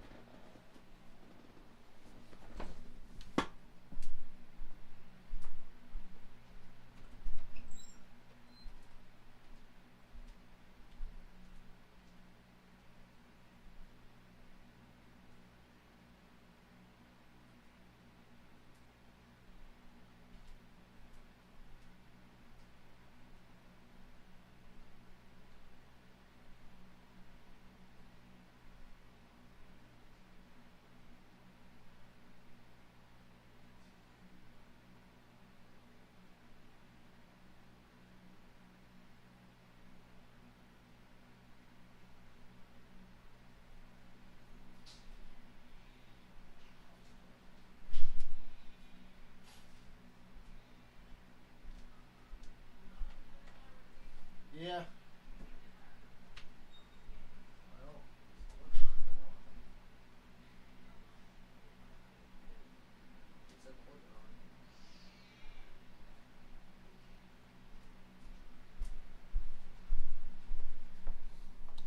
I'm now itching to get back to bed to finish the sleep that was interrupted this morning. Josh Williams in the 92, he has climbed This fucking race ain't helping. And they are working on getting Stephen Parsons strapped into the 92, Kim. That's right, and Josh had been on the radio telling his team he felt like he was getting no air funneled to him. His vision, he felt like, was starting to go. He was seeing spots, felt like he was going to pass out. So that is why they made the decision to make the driver change. The team got on the radio, though, before Josh got out of the car and said, there is nothing to be ashamed of. Your health is the priority. He got on a medic card. He will go to the care center. So Josh Williams, heat exhaustion. He got out of the car. Who are they putting in the 92? I didn't see who they were putting in. Stephen Parsons will drive the 92 the rest of the day. They're still making sure that the belts are all tight. Everything's strapped in for. That's unfortunate for Josh. Let's take a look at the Andy's Frozen Custard Sweet move of the stage. Sweet sweep for Justin Allgaier. I see what you did there. It was definitely sweet. So now, the drivers will go around one more time before they choose. Marty. So here's what happened, Rick, with the 27 car. The left rear axle cap, Steve, came off somewhere during that run for Jeff Burton. That's when he noticed that something was wrong, and then he couldn't find an axle cap to put back on there and shove the axle back in. So that's what happened with Jeff Burton. So a playoff driver now down 3 laps, having to make this repair here on pit road. That's not a very usual thing that happens, Steve. No, very unusual. Very lucky it didn't happen under green. Now, that's a 2-lap penalty for the tire coming off on the racetrack regardless. So while the 27 of Burton is 3 laps down because of the repairs, they were going to be held for 2 laps either way. That's a penalty that's been adjusted this year. It's an in-race penalty, 2 laps, because it happened on the racetrack. It's pretty confident he's going to lose 2 crew members this week for suspension. So the penalties will continue for the 27, who is having such a great day. just a great day, to be honest, running inside the top 10 or around the top 10 before this issue. Another driver that had issues, the 21 of Austin Hill, the strength of this team has been the pit crew, and he had to come around the 27. That's kind of why the nose is pointed in, and then you see right here, the 20 is in his box. I actually think the 20 is far enough in his box. All he has to do is get all the right front and both left side tires in the box. I think the 20 is far enough in. I'm sure the 21's going to disagree. But because he had to come around, the 27. Allgaier picked the outside again. I don't know why. Pretty good push from his teammate Barry. Custer's got the shorter line getting to the corner, though. Allgaier's got the power around the top, but if he can't clear Custer off of 2, he's in trouble. Shitty camera angle there. Custer side drafts along to the 7, sends it off into 3 on the bottom, and he's going to take it. Oh, no! Trevor Bayne just spun Josh Berry, put him in the wall, took out Austin Hill, took out Kyle Weatherman in the 91. Damn. Fucking Trevor Bayne. And yeah, Parker Kligerman made it through that. 19 looks like he's about done for the day. Good Lord. Josh Berry. How much damage is it to this 8 of Josh Berry? You see the right rear quarter panel is damaged. Yeah, a lot of damage to the back. The car made contact with the wall, and then again, as the 19's coming off the wall as well. More contact. It looked like Trevor Bayne gets loose on the bottom of the racetrack. Chases his car up the racetrack into the door of the 8. So here's the 19. He's loose into the corner. Corrects up the track to save that. 21, big damage on that right front for the 21 there. Trying to get through. I thought Josh might have been okay. Regular season. Then it backed in the wall, and he came down the hill and got more damage. Caught up in this. Yeah, Austin Hill got a pretty big chunk of that. Look at Kligerman get through there. Everybody trying to miss the wreck. Trevor Bayne didn't just wreck Josh Berry once there. He wrecked him twice. Let's ride along with John Hunter and see what he saw. Look how loose the 19 was, setting down. Some things never change with Trevor Bayne. Been kind of battling some loose issues throughout the race, but just an unfortunate situation. And you think about that 21 car right there of Austin Hill. Remember, that bad pit stop we just talked about, that got him back here. That got him in that position to be behind this wreck.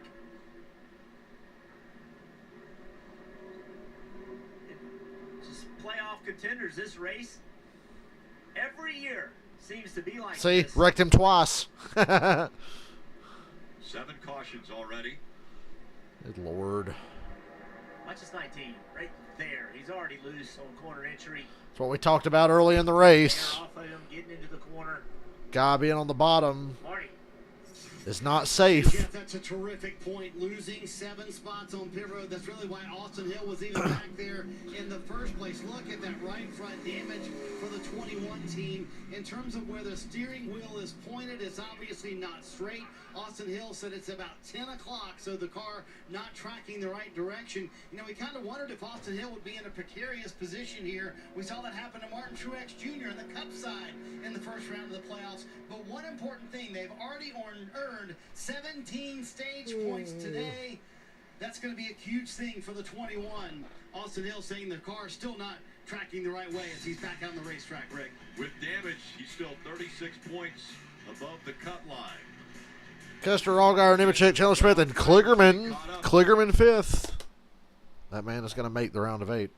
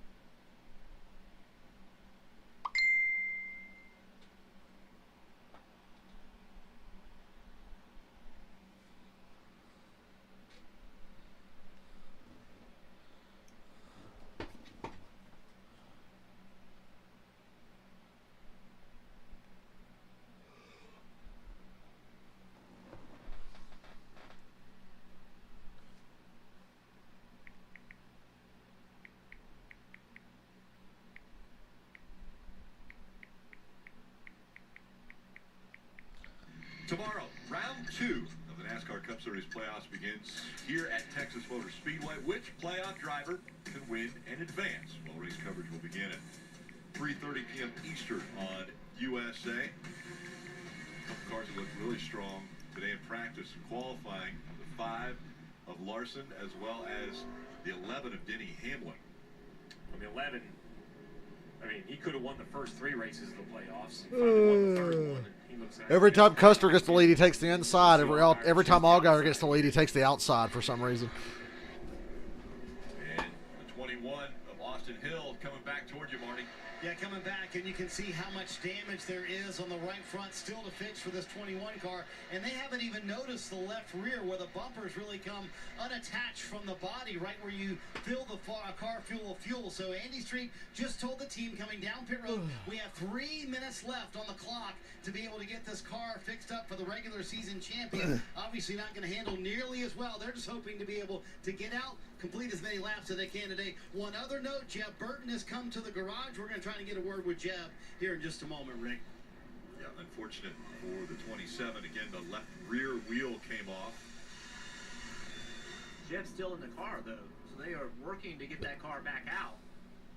So the issue for the 21, remember, he got blocked in behind this 20 right here. That was the big issue. This goes back to last week. You picked stalls off qualifying from last week.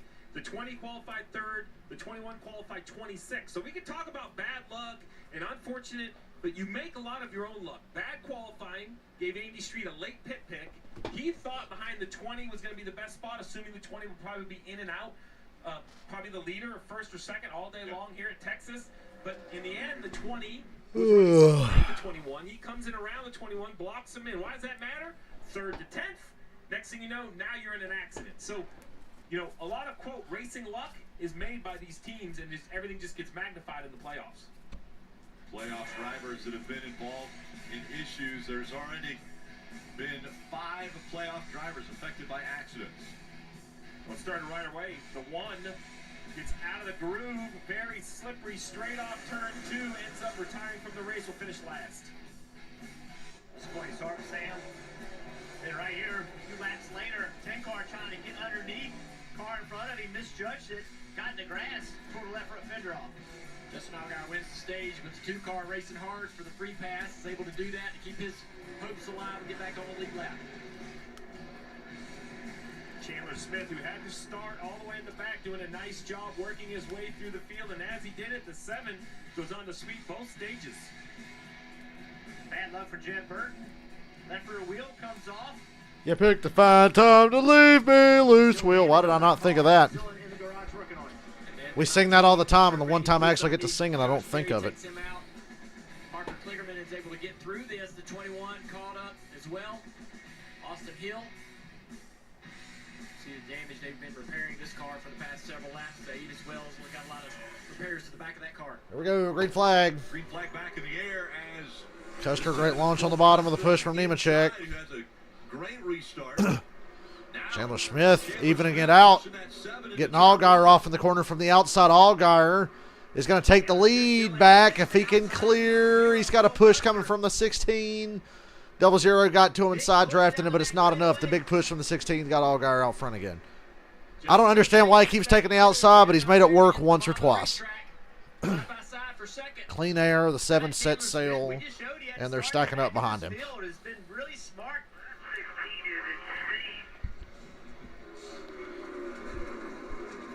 The 16 is fast. They've been fast on pit road as well, and now he's passing around the outside of Custer for second. Oh, car in the wall. Parker Retzlaff. Please don't throw a yellow. I'm tired of watching caution laps, man. So easy to do back in traffic. Parker was running in the 11th. Custer hanging on to second. Allgaier begins checking out. 31's coming to pit road to make repairs to that car. What a great battle right here. Ooh, the 18 washed up the track. Look at that 2 car. Sheldon Creed, he got lapped at the end of stage 1, and they have fought themselves back, and he is in 8th place trying to get by the 9 car for 7th place.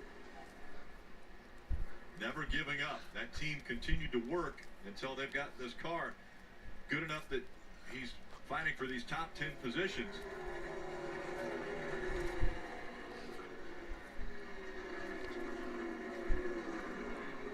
51 car trying to move down. Jeremy Clemens not giving much space there.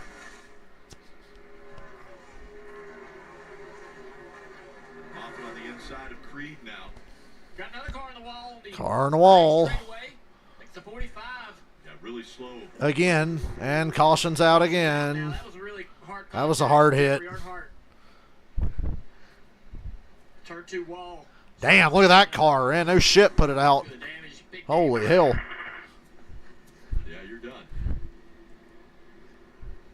About to- Nurse that all the way back. If he can get it to the garage. Drive shaft. Drive shaft came out of the car. So that hooks to the rear end and it goes up to the transmission. And for that thing to be ripped out of the car, Steve, that is a big impact to move the rear end over far enough to actually break that drive shaft. Yeah, he didn't make it to the garage on that one. Scary situation for a driver.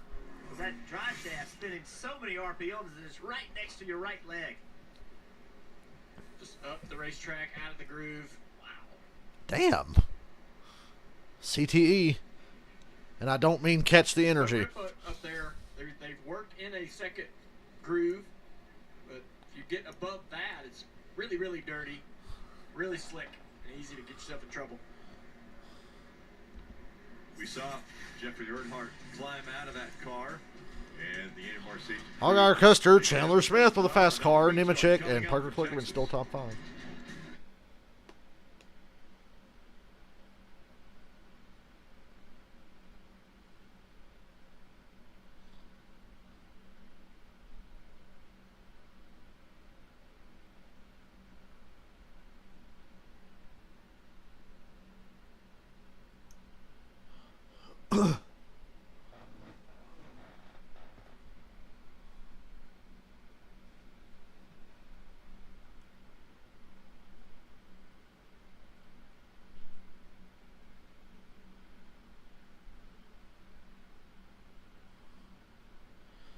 With potential rain in the forecast tomorrow, didn't know about that till just now, NASCAR has elected to not use the 24-hour notice window and move the start time up by 1 hour.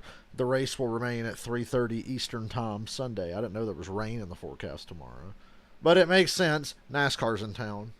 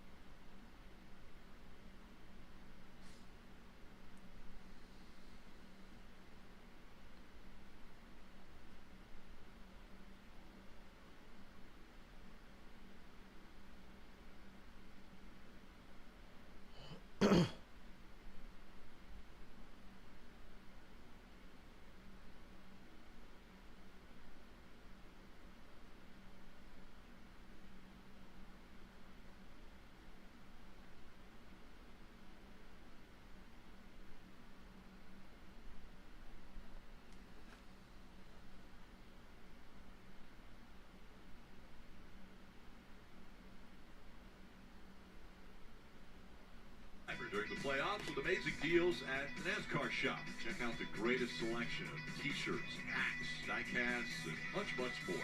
Visit NASCAR.com/shop. Only 89 laps to go in the Andes Frozen Custard 300, part of the NASCAR Xfinity Series Playoffs. And Trevor Bayne, involved in an incident, has been checked and released from the infield care center. Trevor Bayne, who ruined Josh Berry's season. End of the day for Trevor. Walk us through what happened. Yeah, I was so loose in all day to turn 3. If I back my corner up, if I could drive in deep, I could get it to be tight on the right front. And on that restart with Josh on the outside, I just had to lift a little early, and when I did, it unlocked the rear end, got loose. He gave me room, and I hate it for him because he did. He moved up a lane, still slid up and couldn't catch it before I got his left rear. And once we made contact, we were both going around. So pretty unfortunate. You know, I love being at these races, love running up front. I don't know that we had anything for the 7 early in that race, but we definitely had a top 3. Nobody has anything for the 7. And that's what makes these restarts so wild. Brandon, I wish I could show it, but YouTube would not like that. Ride behind him for the next 20, so had to go for it. Just hate that it affected the 8, the 21, some of those other guys. Copyright. I'd get copyright striked out the ass if I tried to show it. Start of the season, Marty. Jeb Burton still trying to get back out on the racetrack, Kim. Let's talk with team owner Jordan Anderson. What exactly happened to cause the left rear to come off? Yeah, I don't know if in some racing there we had the left rear wheel came loose and just wallowed enough to where it killed all the wheel studs on the left rear, and you guys saw it all come off there. So I think it kind of jinxed us. We hadn't had a single mechanical failure all year. Our guys worked so hard to make the most out of what we got. And man, you just don't want it to happen here. The cars were falling to our place. We had good speed. Our guys are almost done. We're going to get back out there. And, you know, we'll see how the rest of the race goes. These guys are starting to get desperate. Hopefully we can get this thing fixed and get it back on track and maybe get a few points and maybe stay in enough to go to Charlotte and kind of race for a spot there. But I hate it for Jeb and all our partners. We've worked so hard, this team, just to be in the playoffs is pretty amazing. So we'll just take this one. We'll figure out how to learn to be better. But just hate it when it happens. But we'll try to be back better next time. Jordan's been racing a long time. He said, I've never seen something like that happen. And then the axle cap fall off as well. And to add insult to injury, just pulling into the garage area a few stalls down, the 31 car. The other Jordan Anderson racing car, not been a good few minutes for that race team. Yeah, I don't think he jinxed him, though. Even though he did say, you know, he hadn't had How's Hemrick doing with his messed up left front? We haven't checked on him in a while. So the 10, remember, got into the grass. Yeah, he got in the grass and tore the left front fender off the car, essentially, and they were really struggling with that. They've been working on it.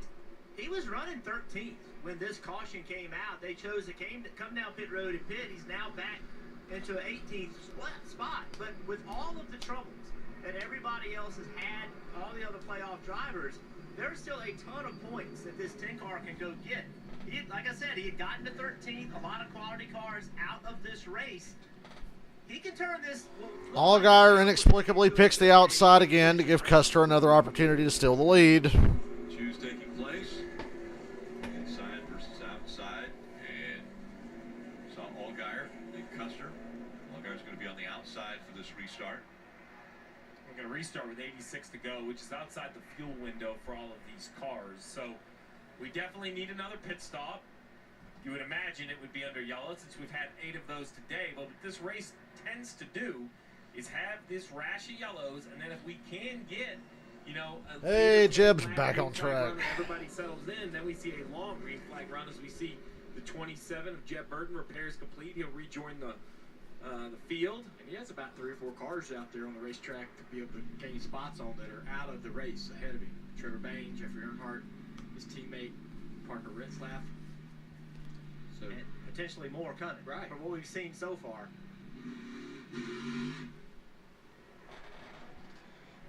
You heard we're riding along with Nemechek right there, and you saw him just throttle up really hard. He's doing that to get the rear tires clean on that car, so that when it launches on this restart, when he goes to the throttle, the rear tires work. That's all. A driver has so many things that he can influence on how the car restarts, and that's one of them. You're riding along John Hunter when he did it. Here we go again. 86 to go. Great launch, Allgaier. He could almost clear Custer, but not quite. Custer, and now he's going to get a little push there from. Custer doesn't have a lot of help behind him. The 16 got Allgaier loose. Oh, 16 pushed all the air on the left rear of the 7. Got him loose. I don't know how Allgaier didn't spin there. Custer to the lead. Nemechek into second. The difference here, Allgaier has a win. He's already in the round of 8. Allgaier, I think he's gathered it back up. Man, he lost a lot of spots. He's not even in the top 10. Had all of that debris on him from getting out of the groove, and it took a whole corner to get the car to make grip while that debris got cleaned off the tires. And there's probably smoke flying out of the helmet also. I'm sure he's upset. He's got to think the 16 hit it. The 16 never touched him, but he did everything but touch him. It's been a tough corner.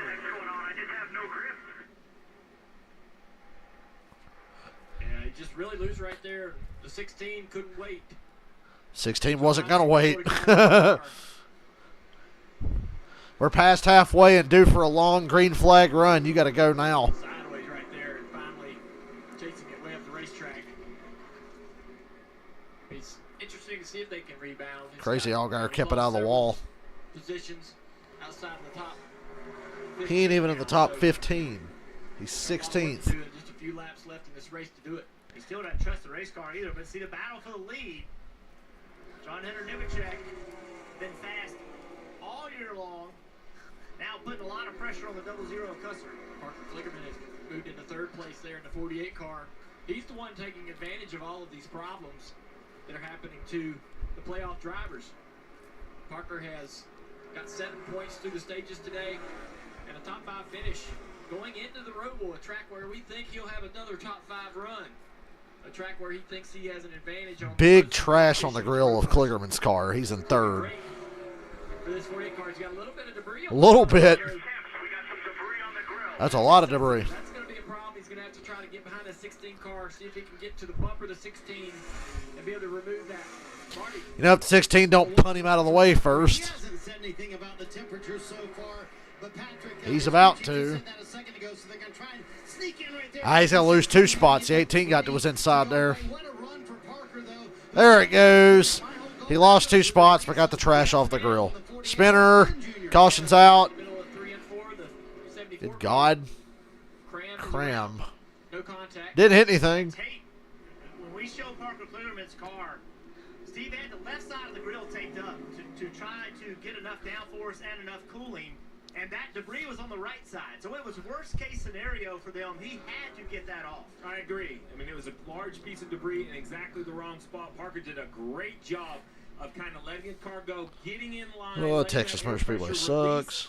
And the debris blew right off. You see it. It looks like a piece of the backing paper from like a bear bond, right? So something blew from pit road. You see it. As you mentioned, Jeff, tape on the left, trash on the right. And as soon as you let Sammy Smith go and he tucks in line behind him, boom, off it goes. And Junior not walking down pit road before the race. And here's the accident with the 74 of Dawson Cram. Not sure what started that. Getting into turn 3. Looked like he's underneath Sage Karam and just got loose underneath the 66 car.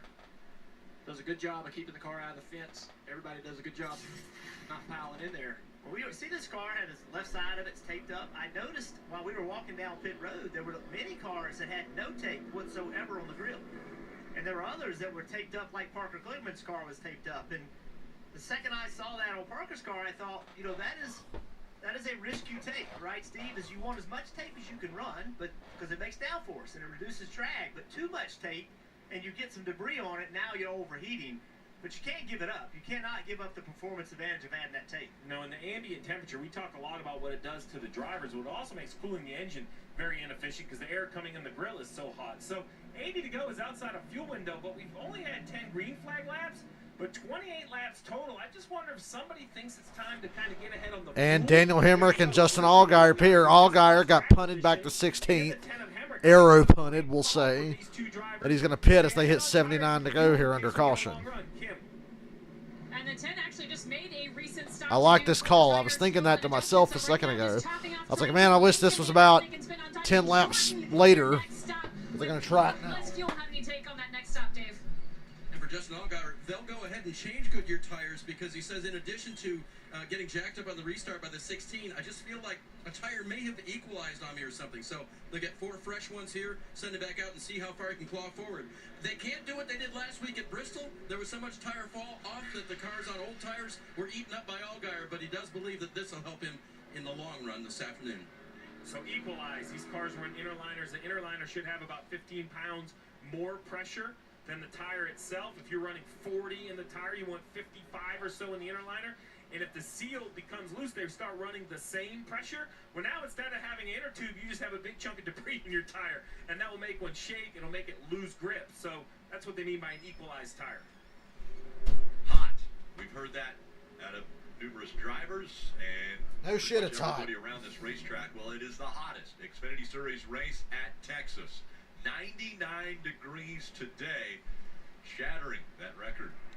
We saw Yeah, maybe Texas being moved to a spring race next year would be great for everybody. Like Kyle Busch said earlier today, I'm not paying all that money to sit out in the stands in 100 degrees. Is it hot? Thank you, Rick. Man, I've been on the radio all day crying for relief. I need somebody up in here to take my place like Josh Witt. It is hot, but the surprising, or not surprising thing, as hot as it is, the racetrack's ice. Yeah, I know. There seems like there's no grip anywhere on this racetrack. I mean, it's really been surprising. We've seen all of our playoff drivers, 5 or 6 of the 12, have a difficult day today, make mistakes, get in trouble. It's just greasy, and you got to pay attention. And you hear Jeff Burton talk about it all the time. You know, the opposite ends. You have to just pay attention to how you get into the corner, take your time, and just be focused every lap. You let down just a little bit, and you bust your rear end. Yeah, as hot as it is, it's like we talked. It's like we talked in pre-race. The heat was physical heat, but it's a mental heat too. These guys have to stay focused, and we see them miss their line by 2 or 3 feet, and they're out of it. Kyle Petty, you got that paperweight. Use it. Mental mistake, and all of a sudden you're in trouble, just like we saw with Justin Allgaier, who's led all day long. And so, Rick, is hot down here. As you can tell, my hair's blowing in the wind. It's hot. But it's hot. Yeah, both of you guys' hair really looks messy with all this wind. So tomorrow, let's just re-rack. Countdown to green starts at 3 o'clock, and it's race number 1 of the round of 12 for the Cup Series. That gets underway at 3:30. NASCAR post-race will be at 7 o'clock, just after the checkered flag flies, as well as on Peacock streaming there.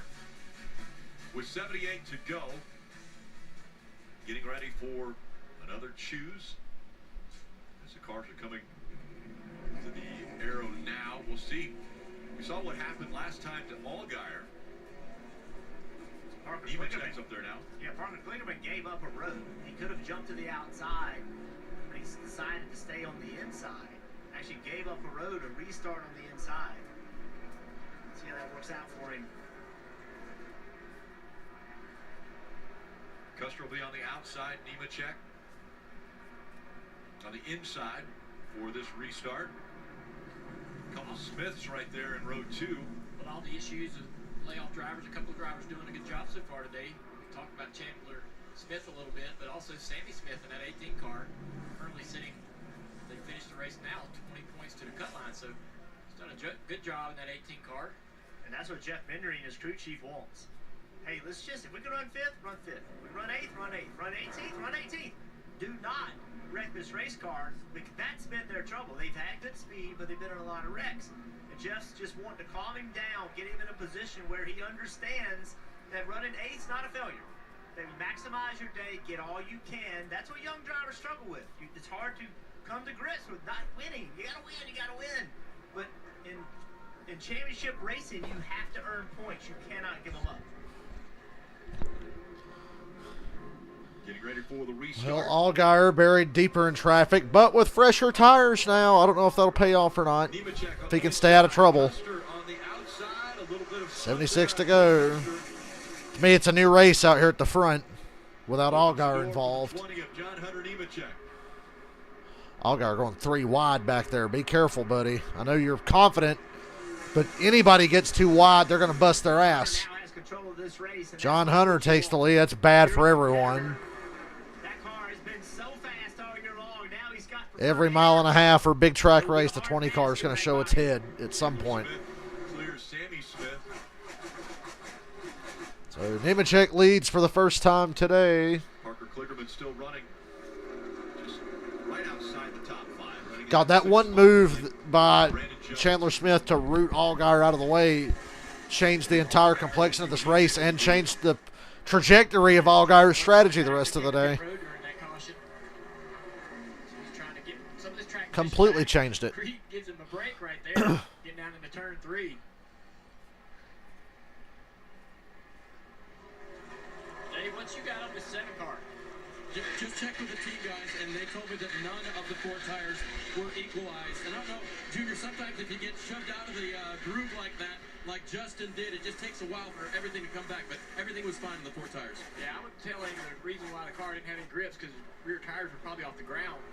The 16 car shoving him down in the corner there, and just get back to work. And he's got that behind him, and right now trying to work his way back through this field. But it'll be hard. The closer you get to the front, the harder these cars are going to be able to pass. It's going going to need to do a lot of work here. Not going to lie, low-key, Chandler Smith is a dirty little bastard. He really is. He doesn't get the headlines for it, but if you watch Chandler Smith race, he's got some Logano-ish tendencies to him. About 20 laps of yellow on that, but he still can run a solid 20 or 22 laps farther than the leaders. We expect the leaders with about 35 to go, where he could probably run all the way down to 15 to go. Maybe gas only, maybe 2 tires. Just a lot of opportunities in front for the 7. And it's Josh Berry slow into turn 3 on the apron. Looks like the right rear tire's going down. It's like he's not sure exactly what the problem is. Right rear tire. Allgaier back up to 8th. Allgaier right here trying to work past Casgrala, who's having a great run today. How about that respectful move? He saw the 7 coming. He gave him the whole top, entering the corner. Didn't put up a fight at all. And I am wrecking loose. And really fast. Allgaier says he's wrecking loose, but he's passed like 9 cars here. Jeb Burton smoking on the apron. On the apron. Left rear tire problem. 27's made it to pit road. The left rear earlier.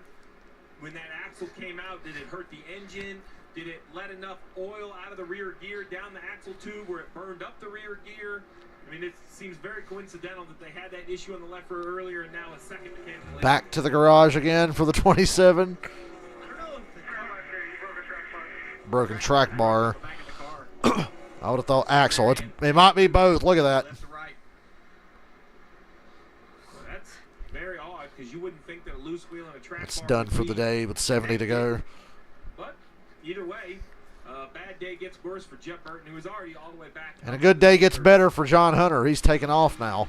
Whatever car gets out front just takes off. Yeah, Rick, time for a Toyota driver update with John Hunter Nemechek, who is leading just his 7th lap of the day, but took the lead at the right time, trying to win back-to-back mile-and-a-half races for the 20 team. He said when they're out front, the handling so much different and better than it was when they were back in traffic earlier. And Jeff, I think they were surprised when Cole Custer took the outside. 69 to go. Nice. Restart. John Hunter wanted the inside, but they were going to go the opposite of whatever Cole Custer did. He went outside, John Hunter went inside, and was able to take control of this race. It worked for him, Marty. Take the shots when you get them. Nemechek, Custer, Chandler Smith, Sammy Smith, Brennan Jones, and Allgaier is about to be 6th. So he's on the way back to the front. You know this race will not go green. He'll get another caution.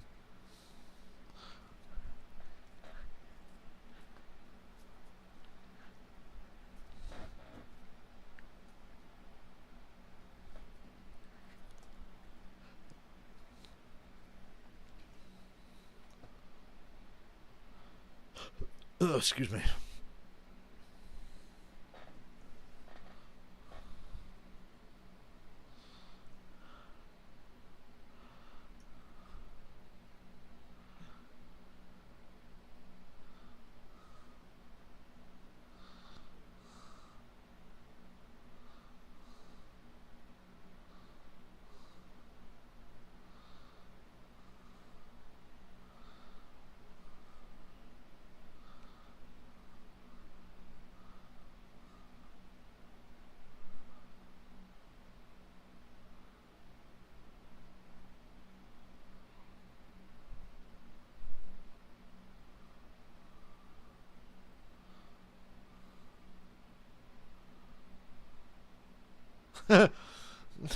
The best shit post of the day. Congratulations to Bubba Wallace on the pole. Last time I seen someone drive that fast around the Dallas-Fort Worth area, half the president's brains were in the back seat.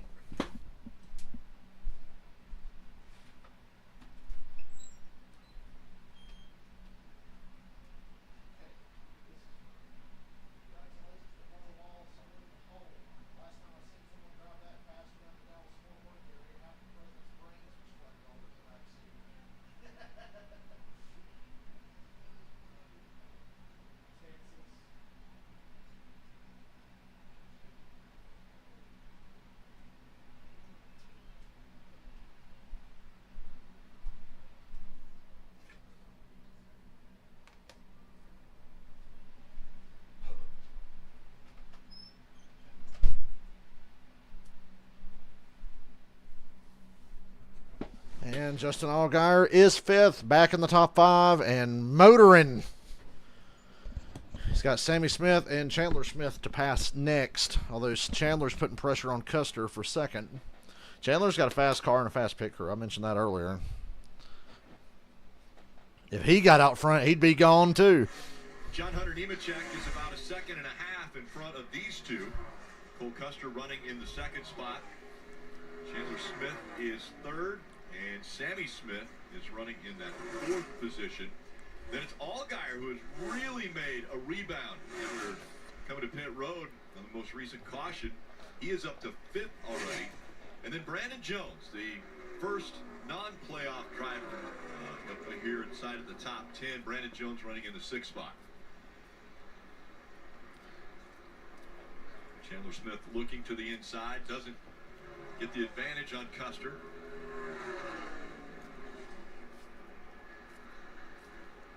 Custer up the racetrack a little bit. I still think they're battling a tight condition. That 00 just hasn't really handled the best all day long, but he's worked hard to keep his track position, and he's not made the mistakes that the other competitors have. Here he sits in 2nd place. Doesn't have the speed. God, Texas is such a nothing race. Didn't have the speed to race Allgaier, but he's going to drive a smart race. It'll be a hard pass for Chandler Smith, I believe. This is a really important race for Chandler Smith. In my opinion, he has not done well on the road courses, and he needs to go to the Roval with some points where he doesn't feel like he's got to push. And we saw the 27 of Jeb Burton go back behind the wall. Marty, I believe you've caught up with the driver. Yeah, Rick, what a strange sequence of events for Jeb Burton in the 2017 today. So first of all, what happened when the left rear came off, and how did the track bar wind up breaking and taking you out? Just careless mistake, to be honest. Shane did a great job making the car better. I think we got up to the top 7 there, coming to the end of stage 2, and pit crew left the left rear tire loose, had a really bad vibration, and then the tire finally came off. I was limping it around, and then I guess it just probably damaged the track bar pretty bad after that. Just hate it. We'd be running inside the top 8, no problem right now. Shane did a great job making adjustments. Just hate it, man. I feel like Shane and I are executing, and Brian are executing, and me and Shane can't do it all, right? Jeb Burton throwing his crew under the bus, but I don't blame him. He's pissed. People make mistakes. Going to be a tough scenario for Jeb Burton. He will go to the Roval next week in a must-win situation.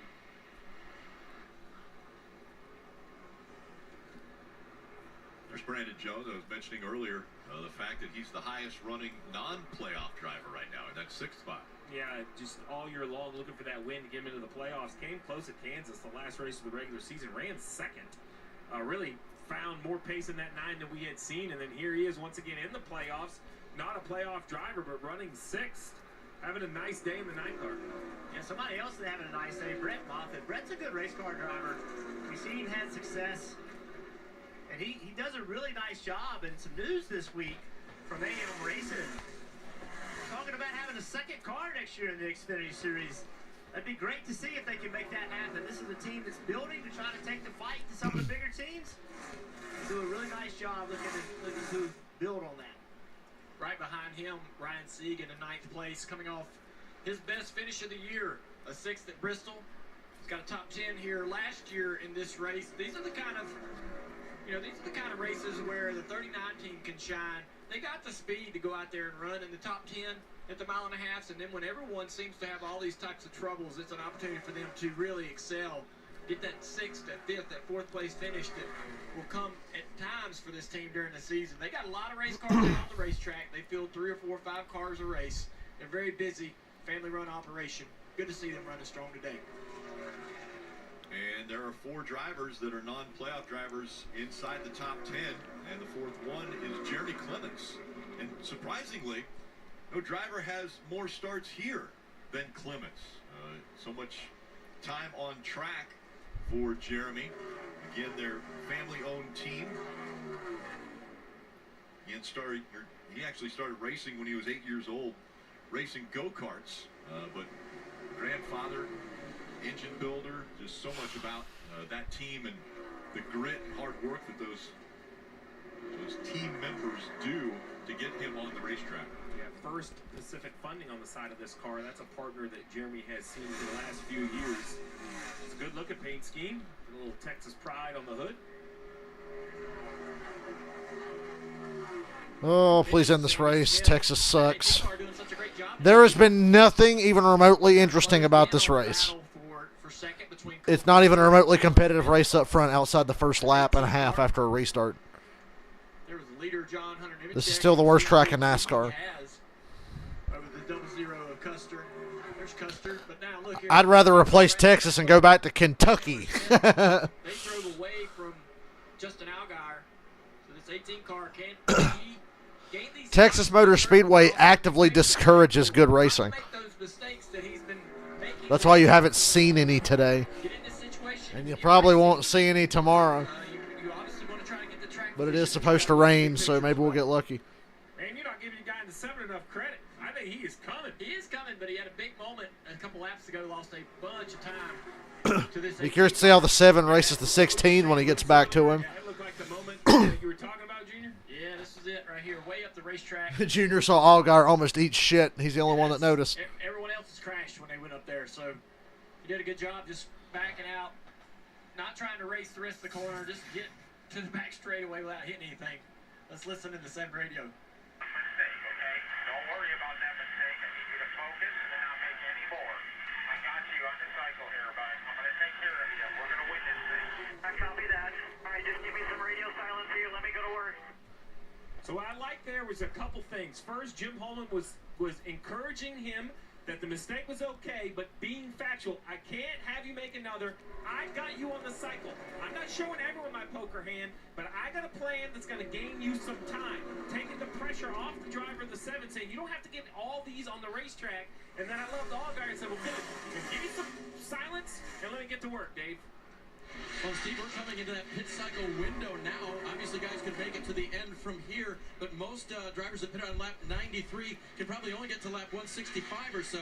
So we're in that window, and for Justin Allgaier, definitely confirming loose and confirming he does have one more set of fresh Goodyear tires. So that bottle that they had on track didn't cost him in terms of tires. He's as good as everyone else to put a fresh set on. So while they can make it to the end from here, we have run so many yellows that I expect the leaders to run a solid 10 or 11 more laps before we see the green flag cycle start.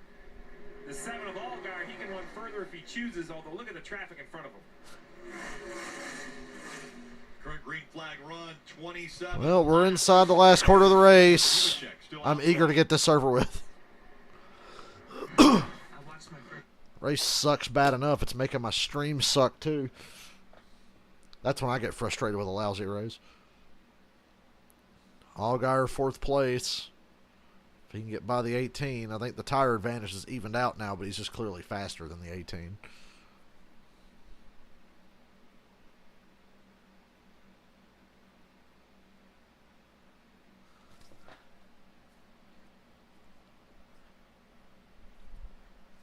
This is the longest green flag run of the day. It feels like it is. Maybe I'm wrong. Then again, I'm not paying much attention because this is boring.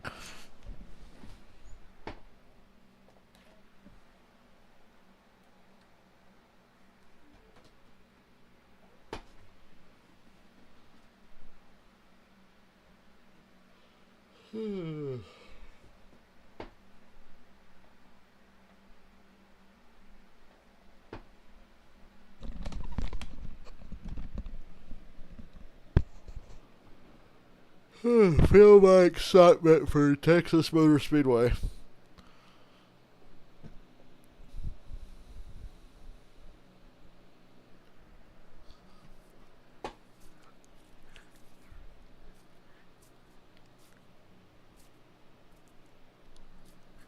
Custer hitting pit road. It's about that time. The window's been open for a while. Custer pits from 2nd. I'm wondering what Allgaier's strategy is. They're just going to run long, run all the way. They won't make it all the way, but you'd think there'd be another caution later with how this race is going.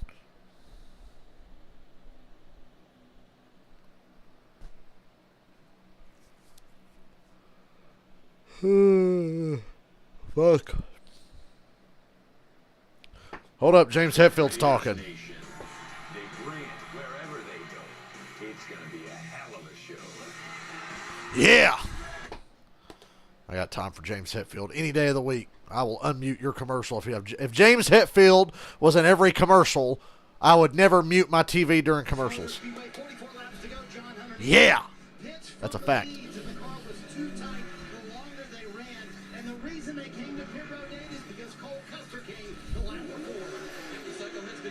Chandler Smith on pit road as well. 4 tires for him and a splash of Goodyear Sunoco fuel to get to the end of the race. Pretty efficient pit work, seems, up and down pit road so far. Kim? And for Sammy Smith, he was reporting tight center exit. They told him our entry is getting a little too shallow, and that's probably hurting our exit.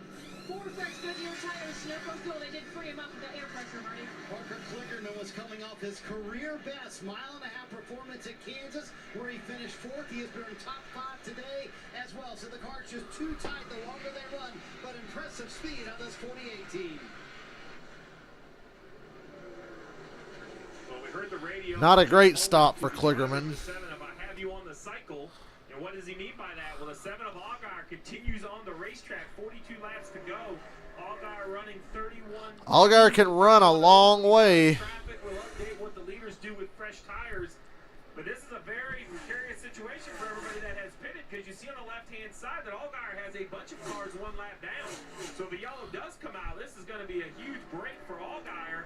Now, I like the call. 00 came. The 20 says, oh, I can't get beat by the guys coming early, so he has to cover that pit call. But drivers like the 7 of Allgaier, the 21 of Hill, the 10 of Hemrick, they had come to pit road. And there's the caution. Great pit work. Caution is out. The 44 has spun and come to a stop in turn 2. Justin Allgaier is going to control this race. Perfect for the 17. What a call. You knew this race wasn't going to go green. There's only about 6 or 7 cars on the lead lap. 7 cars on the lead lap. Hell yeah, Justin Allgaier is going to win this race. They stole it back. The 16 stole it from them. They stole it back. And there'll be no stopping Justin Allgaier now. What a big, huge break for Hill and Hemrick as well, who are having bad days. I thought both these cars were done, and here they are, still having a chance to score points. Yeah, you got to keep fighting, right? You never know what's going to happen. Look, the other thing that was happening there, when Nemechek came out, he ran a second faster than what Allgaier was running on old tires. So new tires do matter, but this put them, now the caution came out just at the right time, I think, for them, Steve. We'll see how that works out, but there was real speed in new tires. Oh, yeah. No, I think Allgaier, those guys are going to be great, because 7 cars in the lead lap, so they'll all service their car without an issue. Nemechek will get the free pass, so he'll start at the tail end. There is no free pass, Oh, actually.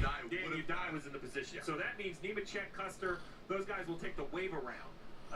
What that means is they'll be on the lead lap, but they're going to be all the way back. Allgaier, pick the inside line here when you're the leader on this next restart.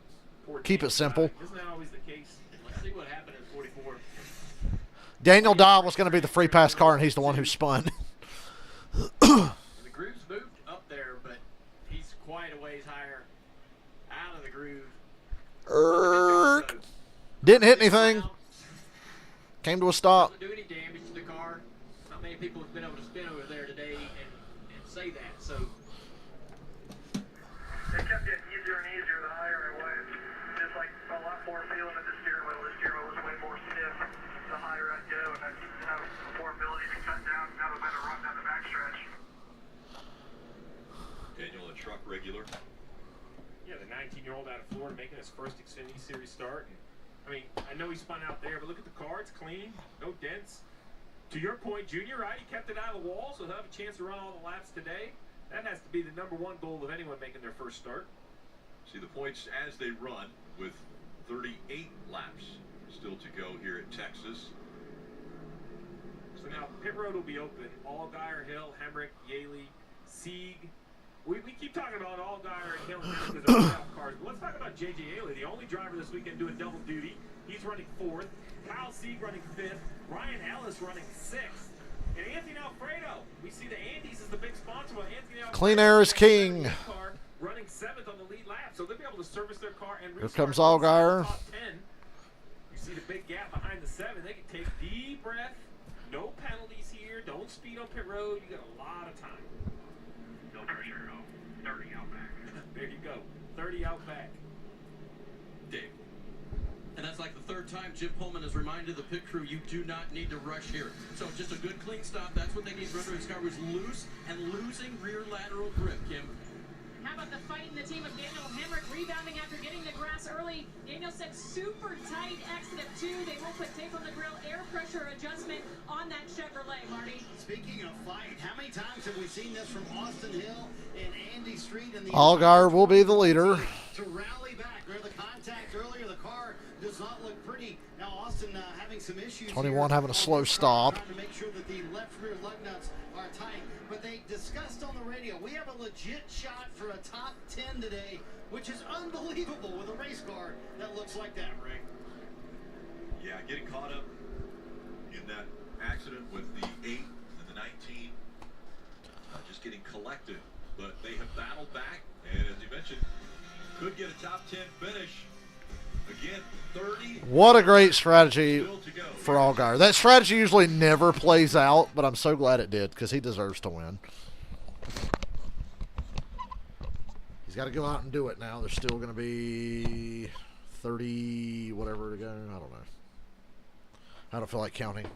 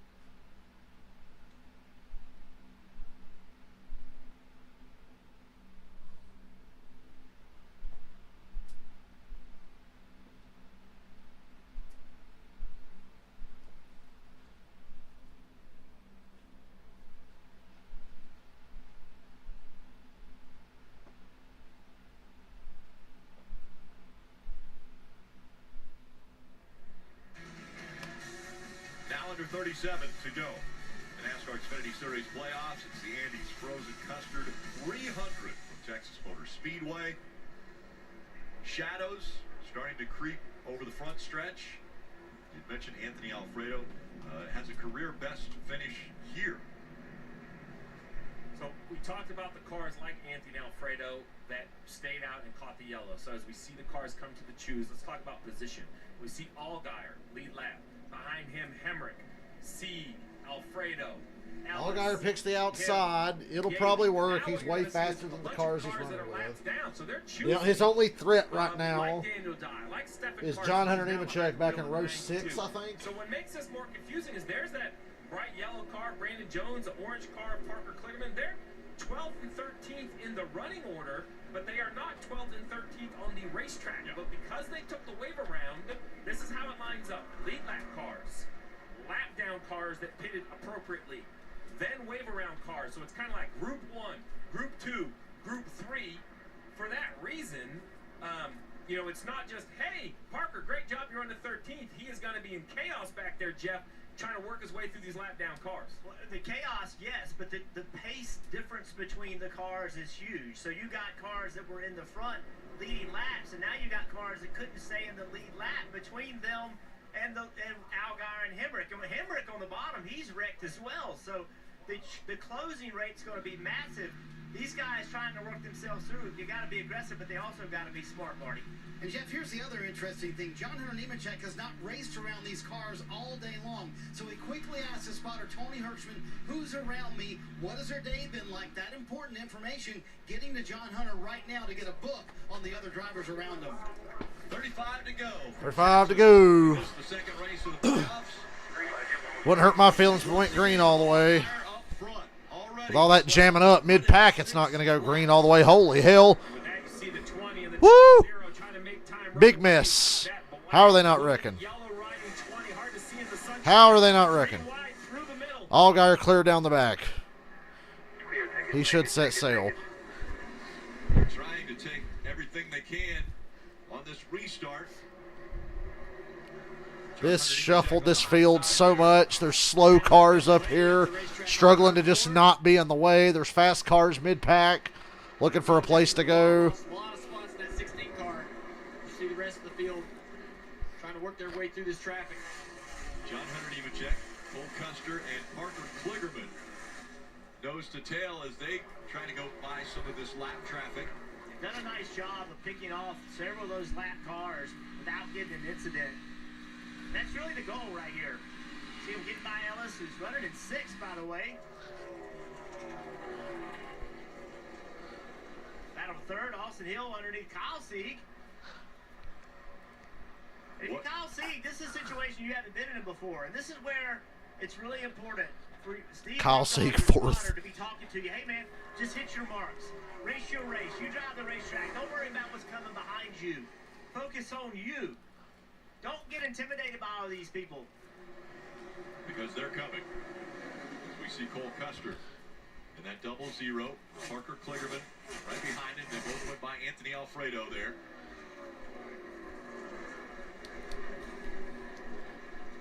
John Hunter Nemechek now trying to take that 4th spot away from Kyle Sieg.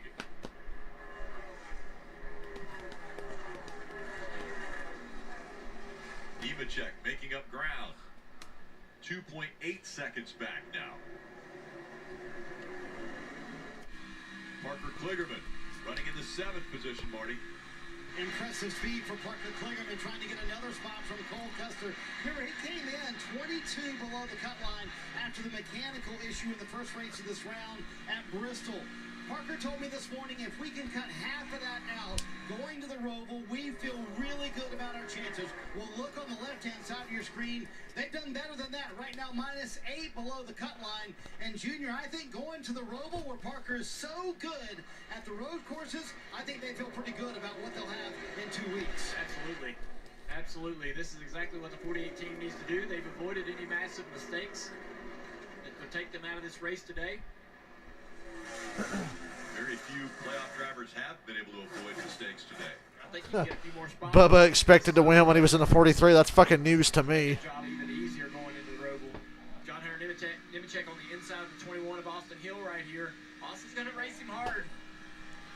Looks like the right front of that 21 kicked over a little bit, a little more extra right front camber, but car handling great, driving good. Going to give up this spot to John Hunter Nemechek, but incredible resilience from Austin Hill and his team. And Dale, don't you think that's gonna? I mean, if it can finish somewhat how they're running, Hemrick and Hill have to think about how fortunate they were to dodge a big deficit in the points, both running inside the top 5 with 29 laps to go in very damaged race cars. Yeah, 100%. Especially the 10 of Hemrick. I thought that splitter damage was going to really make his day difficult, but they did do some good repairs. They have him here with an opportunity to finish well inside the top 10. The glass got half full because they told him earlier just couldn't fix it. Nemechek's about 3 seconds off Allgaier, 28 to go, and I'm fucking bored because Texas Motor Speedway sucks. In the first couple of stages to gain points. As soon as this race is over, we're not hanging around. And not only good repairs, but great strategy, great timing of when they made repairs and used the cautions to their advantage. Josh Berry's 33 points out going into next week. Fuck. He doesn't have, he's in running 4th. He does not have a 4th place car. Austin Hill running 3rd in that car is insane.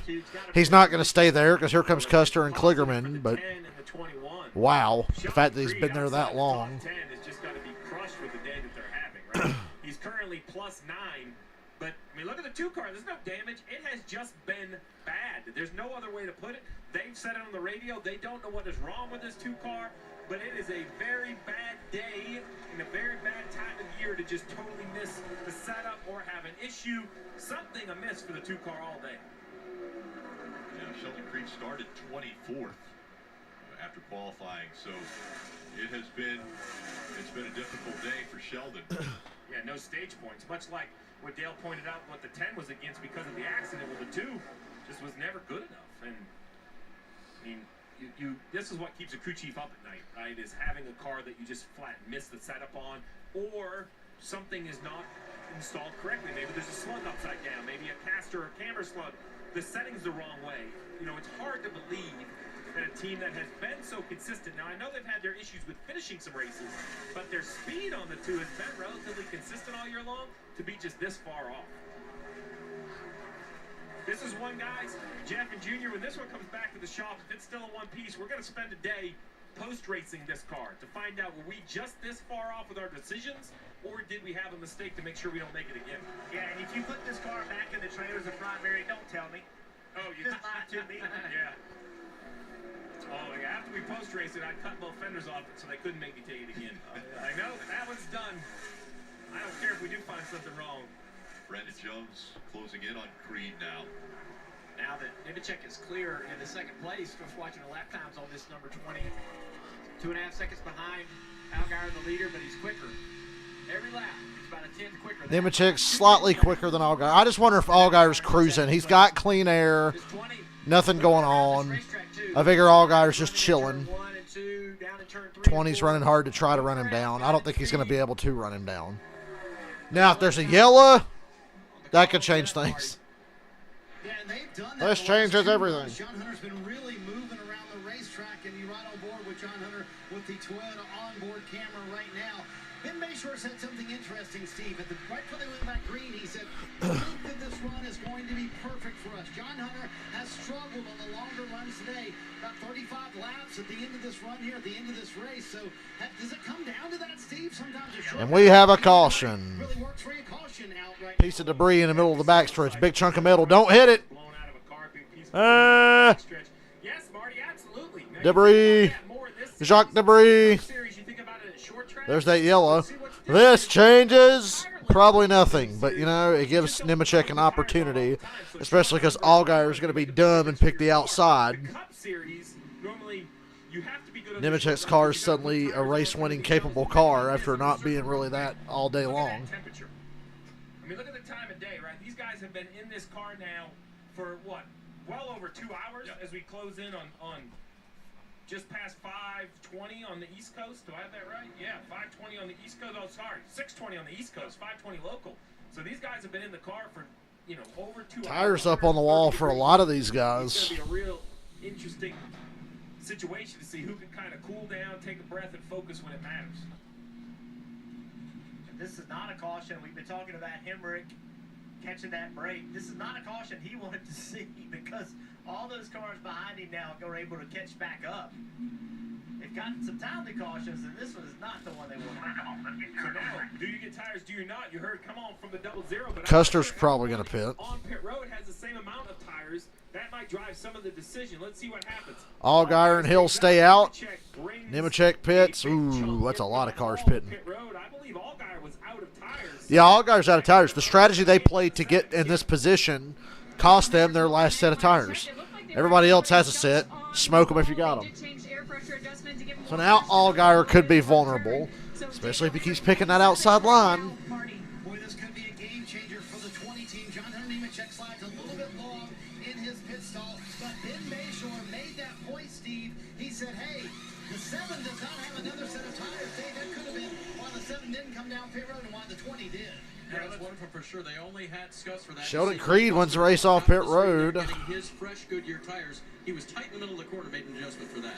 Sorry about that, Dave. I didn't mean to jump on you, but to Marty's point, remember the 7 kind of got sent out of the groove early and thought he might have had an equalized tire, as Dave reported. That's where they used that extra set of tires. So I think Marty's dead on about, you know, you have to use what tires you have. So now we'll see if new tires, because Jeff, you mentioned that you thought new tires had a big advantage during that green flag cycle. Yeah, they really were. It was a really big advantage. Is this going to stay green long enough for the fresh tires to have the advantage? This 20 car came in hot, and I'm not so sure he was in his What's up, pit box. Juno? If he was, it was very Well, Creed won the race off pit road, but Allgaier is the leader.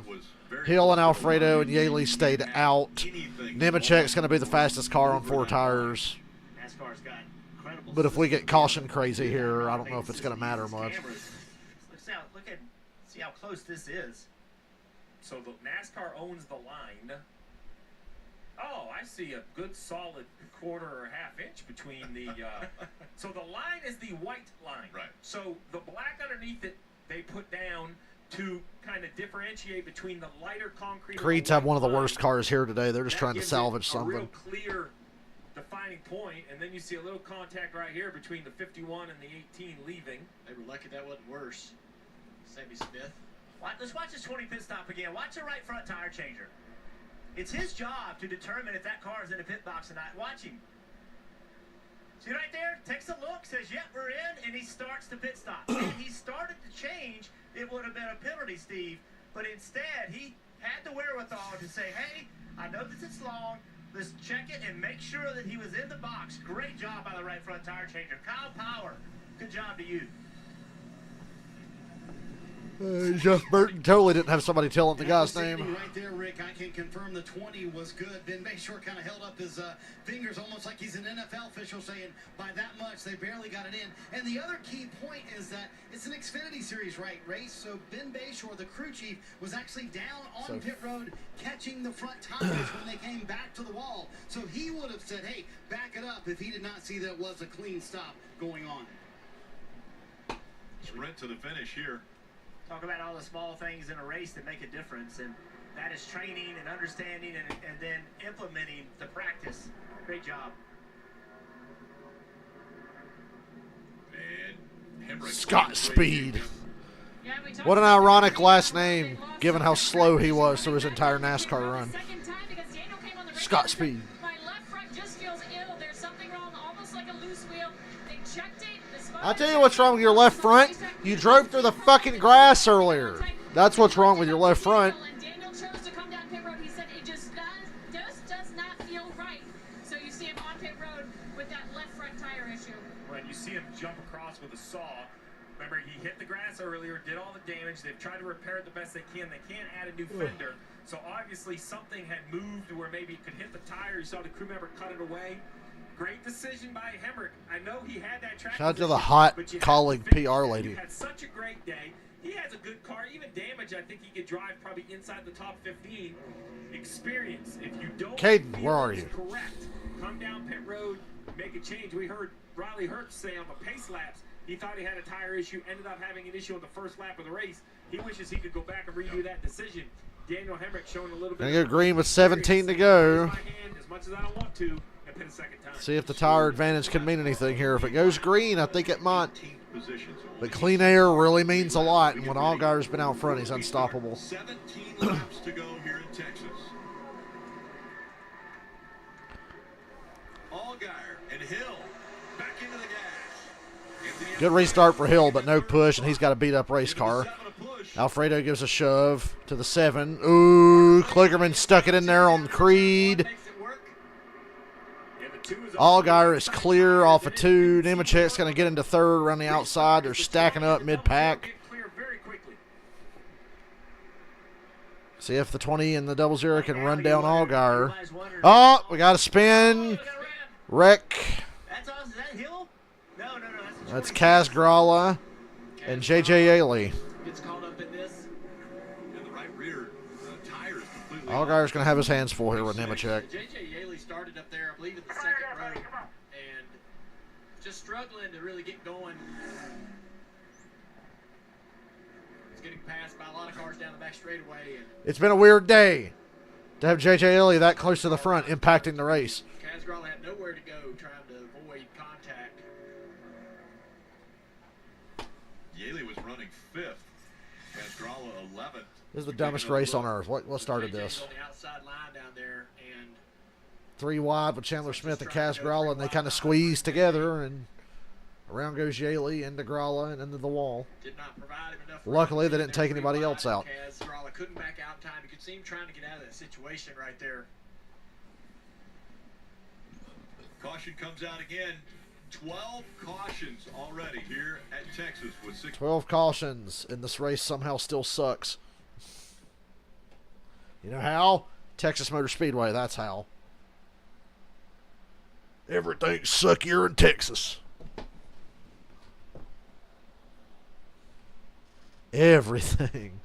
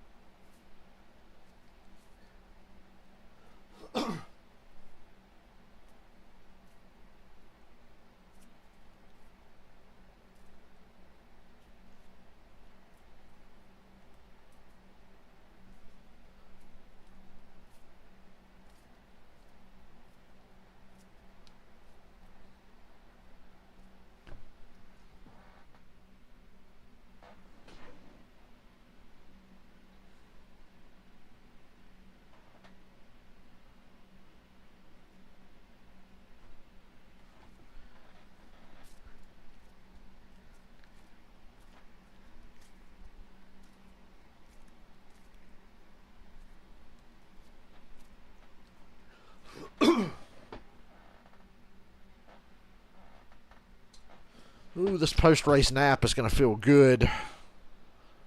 One thing I'll give Texas Motor Speedway, they primed me for a good nap here in a little bit.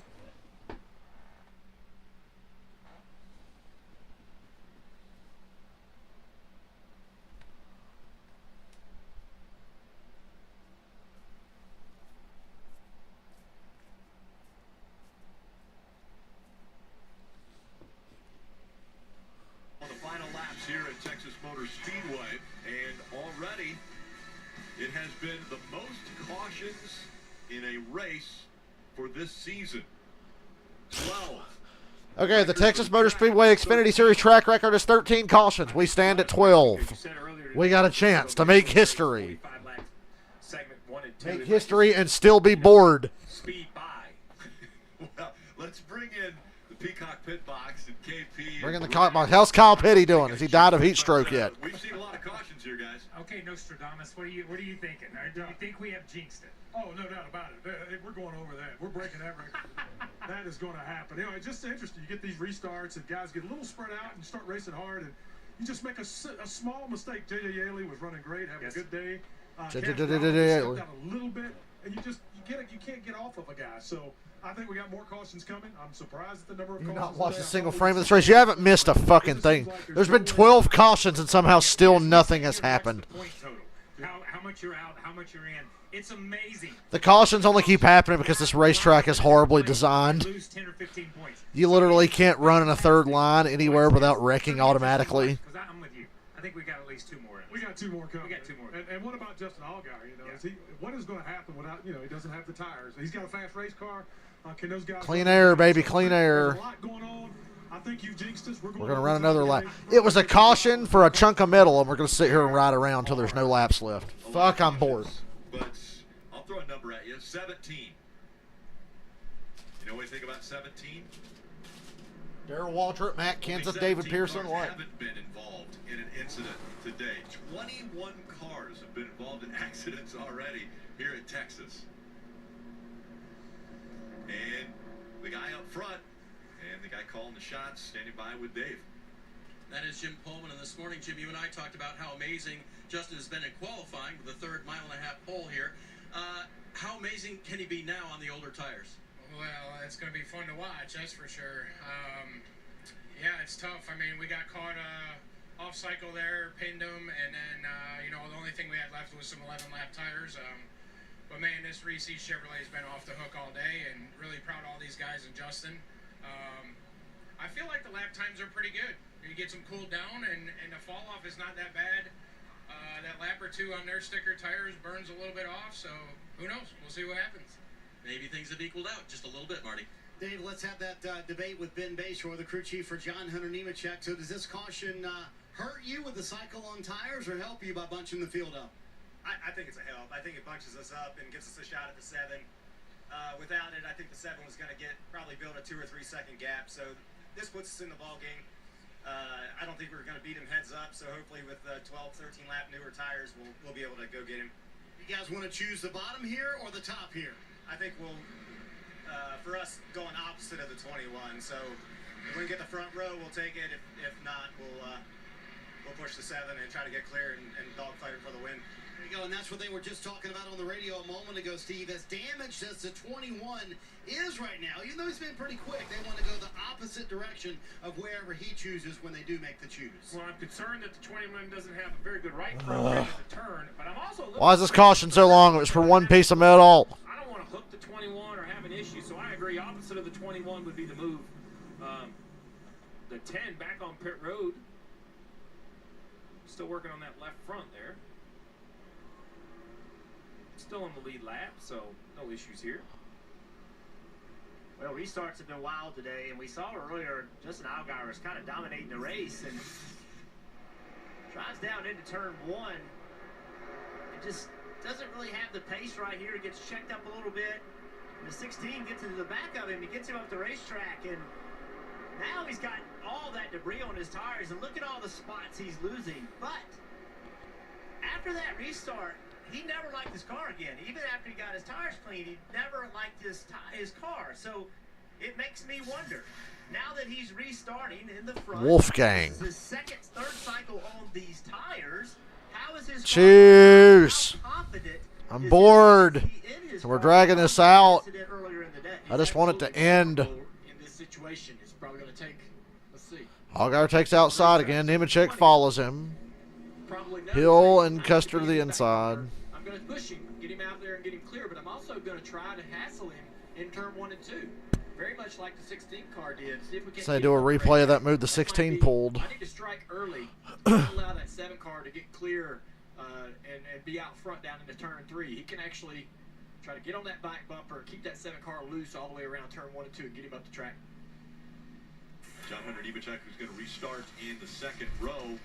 Back in 2021, driving the 54 car at the time. Same sponsor. Yeah, and that race was boring too. I remember that. And now John Hunter Nemechek. I don't remember anything other than thinking that race was boring. Just like this one. In 2023 is in contention again. He'll be restarting right behind Allgaier. It's fair to say the 3 fastest teams, the 21, the 7, and the 20, all year long, here they are, running starting in the front of this race. Only 10 laps. Days like today, I'm glad I live in North Carolina. As far away from Texas as possible. So I wouldn't have been tempted to go to this dumb shit. With his damaged right front fender and rear fender. Running up here in the front row. We'll see what he's got. 10 laps to go at Texas. 10 to go. The 20 missed a shift or something. Nemechek did not go. Custer has shoved Austin Hill to the lead, but he ain't got the corner speed. Allgaier's going to take it back. Nemechek's back to speed. Custer got loose in front of Kligerman. I think Allgaier wins this race easily now. Unless the 21 drags him back here, and now the 48 might have a chance to win. Hill just ain't got the car, man. Too much damage, but very impressive. He was able to hang for about a lap. 9 to go.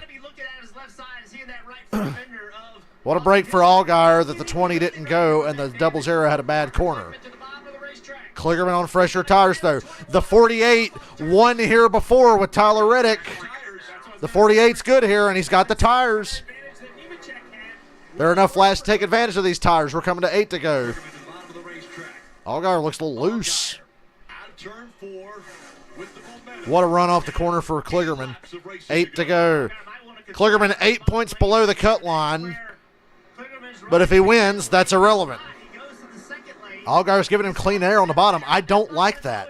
I don't like giving him clean air. You got to run his line, take his air away at this point. He's clearly faster. He's got more grip. But you didn't let him get there. Now the 48's going to take over this race. Oh! Loose. Allgaier out of the groove. Nemechek's coming back. 48 to the bottom. 48 to the bottom. Allgaier in the wall. 20's caught the 48. Damn it. God damn it, Kligerman, you blew it. You blew it! And he gave it to fucking John Hunter Nemechek. Son of a bitch. Nemechek to the lead. Allgaier didn't have the tires. Oh my God, stuff finally happened, guys. It finally happened. 7 to go. Legitimate excitement. But it's over now because Nemechek's going to pull away and win. Unless we hear the dreaded C word yet again. 48's underneath the 7 of Allgaier. Watch him. 48 up the racetrack. Just got away from him. Car got loose. Ran the 7 up the racetrack. He got back in all that debris on the tires.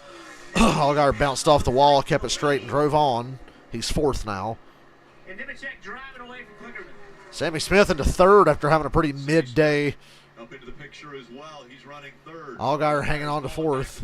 Maybe even 16 going to fucking run him out of the way again. Smith gets to his inside. That's 7. I'd pinch that 16 down after the way he raced him earlier. Gives him room. Allgaier's turning the other cheek. Running his line, his race. He's going to battle back on this back straightaway down on the outside of the 16. Do the same thing he did to Kligerman down here. Just pinch him down a little bit. Allgaier's got his hands full. You see the sawing on the wheel he's doing? Look at that.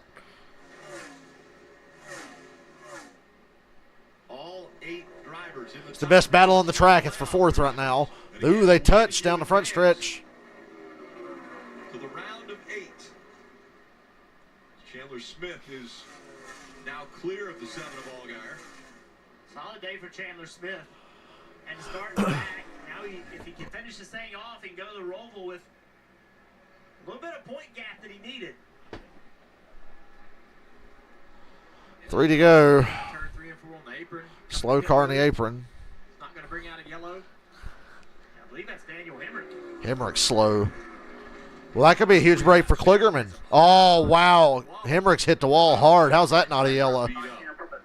I'm shocked that's not a yellow. Got another lap and a half to make up their mind. We're coming to 2 to go. Speak right here. Next couple of laps. Several cars are going to get by. That 10 car on the racetrack is the battle right here for Custer and Austin Hill, 6th place. 2 to go. I'm sorry, Junior, you mentioned Hemrick. As he loses points, now you see only 5 points in front of Kligerman. What a job by Kligerman down to -3 now as Hemrick loses spots. He's got a complete race here. Great stage points. Setting himself up for an awesome podium finish. Almost had an opportunity at winning the race. I know he'll be disappointed in that, but going into the road with off turn 4, white flag. John Hunter Nemechek pulls away. John Hunter Nemechek, those fresh tires after the restart. He regrouped, was able to get by Parker Kligerman to take the lead here at Texas. I mentioned before, 6 wins already on the 2023 season, and a spot in the round of 8. Well, we already knew Nemechek was going to advance, but that seals the deal. Nemechek wins a pretty boring race at Texas. Kligerman 2nd. Sammy Smith 3rd. Chandler Smith 4th. Allgaier hangs on to 5th on his bad tires. Dominant day wasted again for a Junior Motorsports car. Sheldon Creed gets 8th after all that.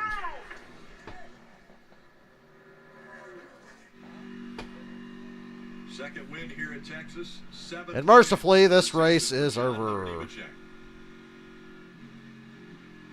Praise the Lord. I hate to rush off, but I'm tired. I'm bored. I got to go take a nap, and I want to have energy to see you guys tomorrow, so come back tomorrow. We'll watch more racing. Hopefully it won't be as boring as this, but it might be worse.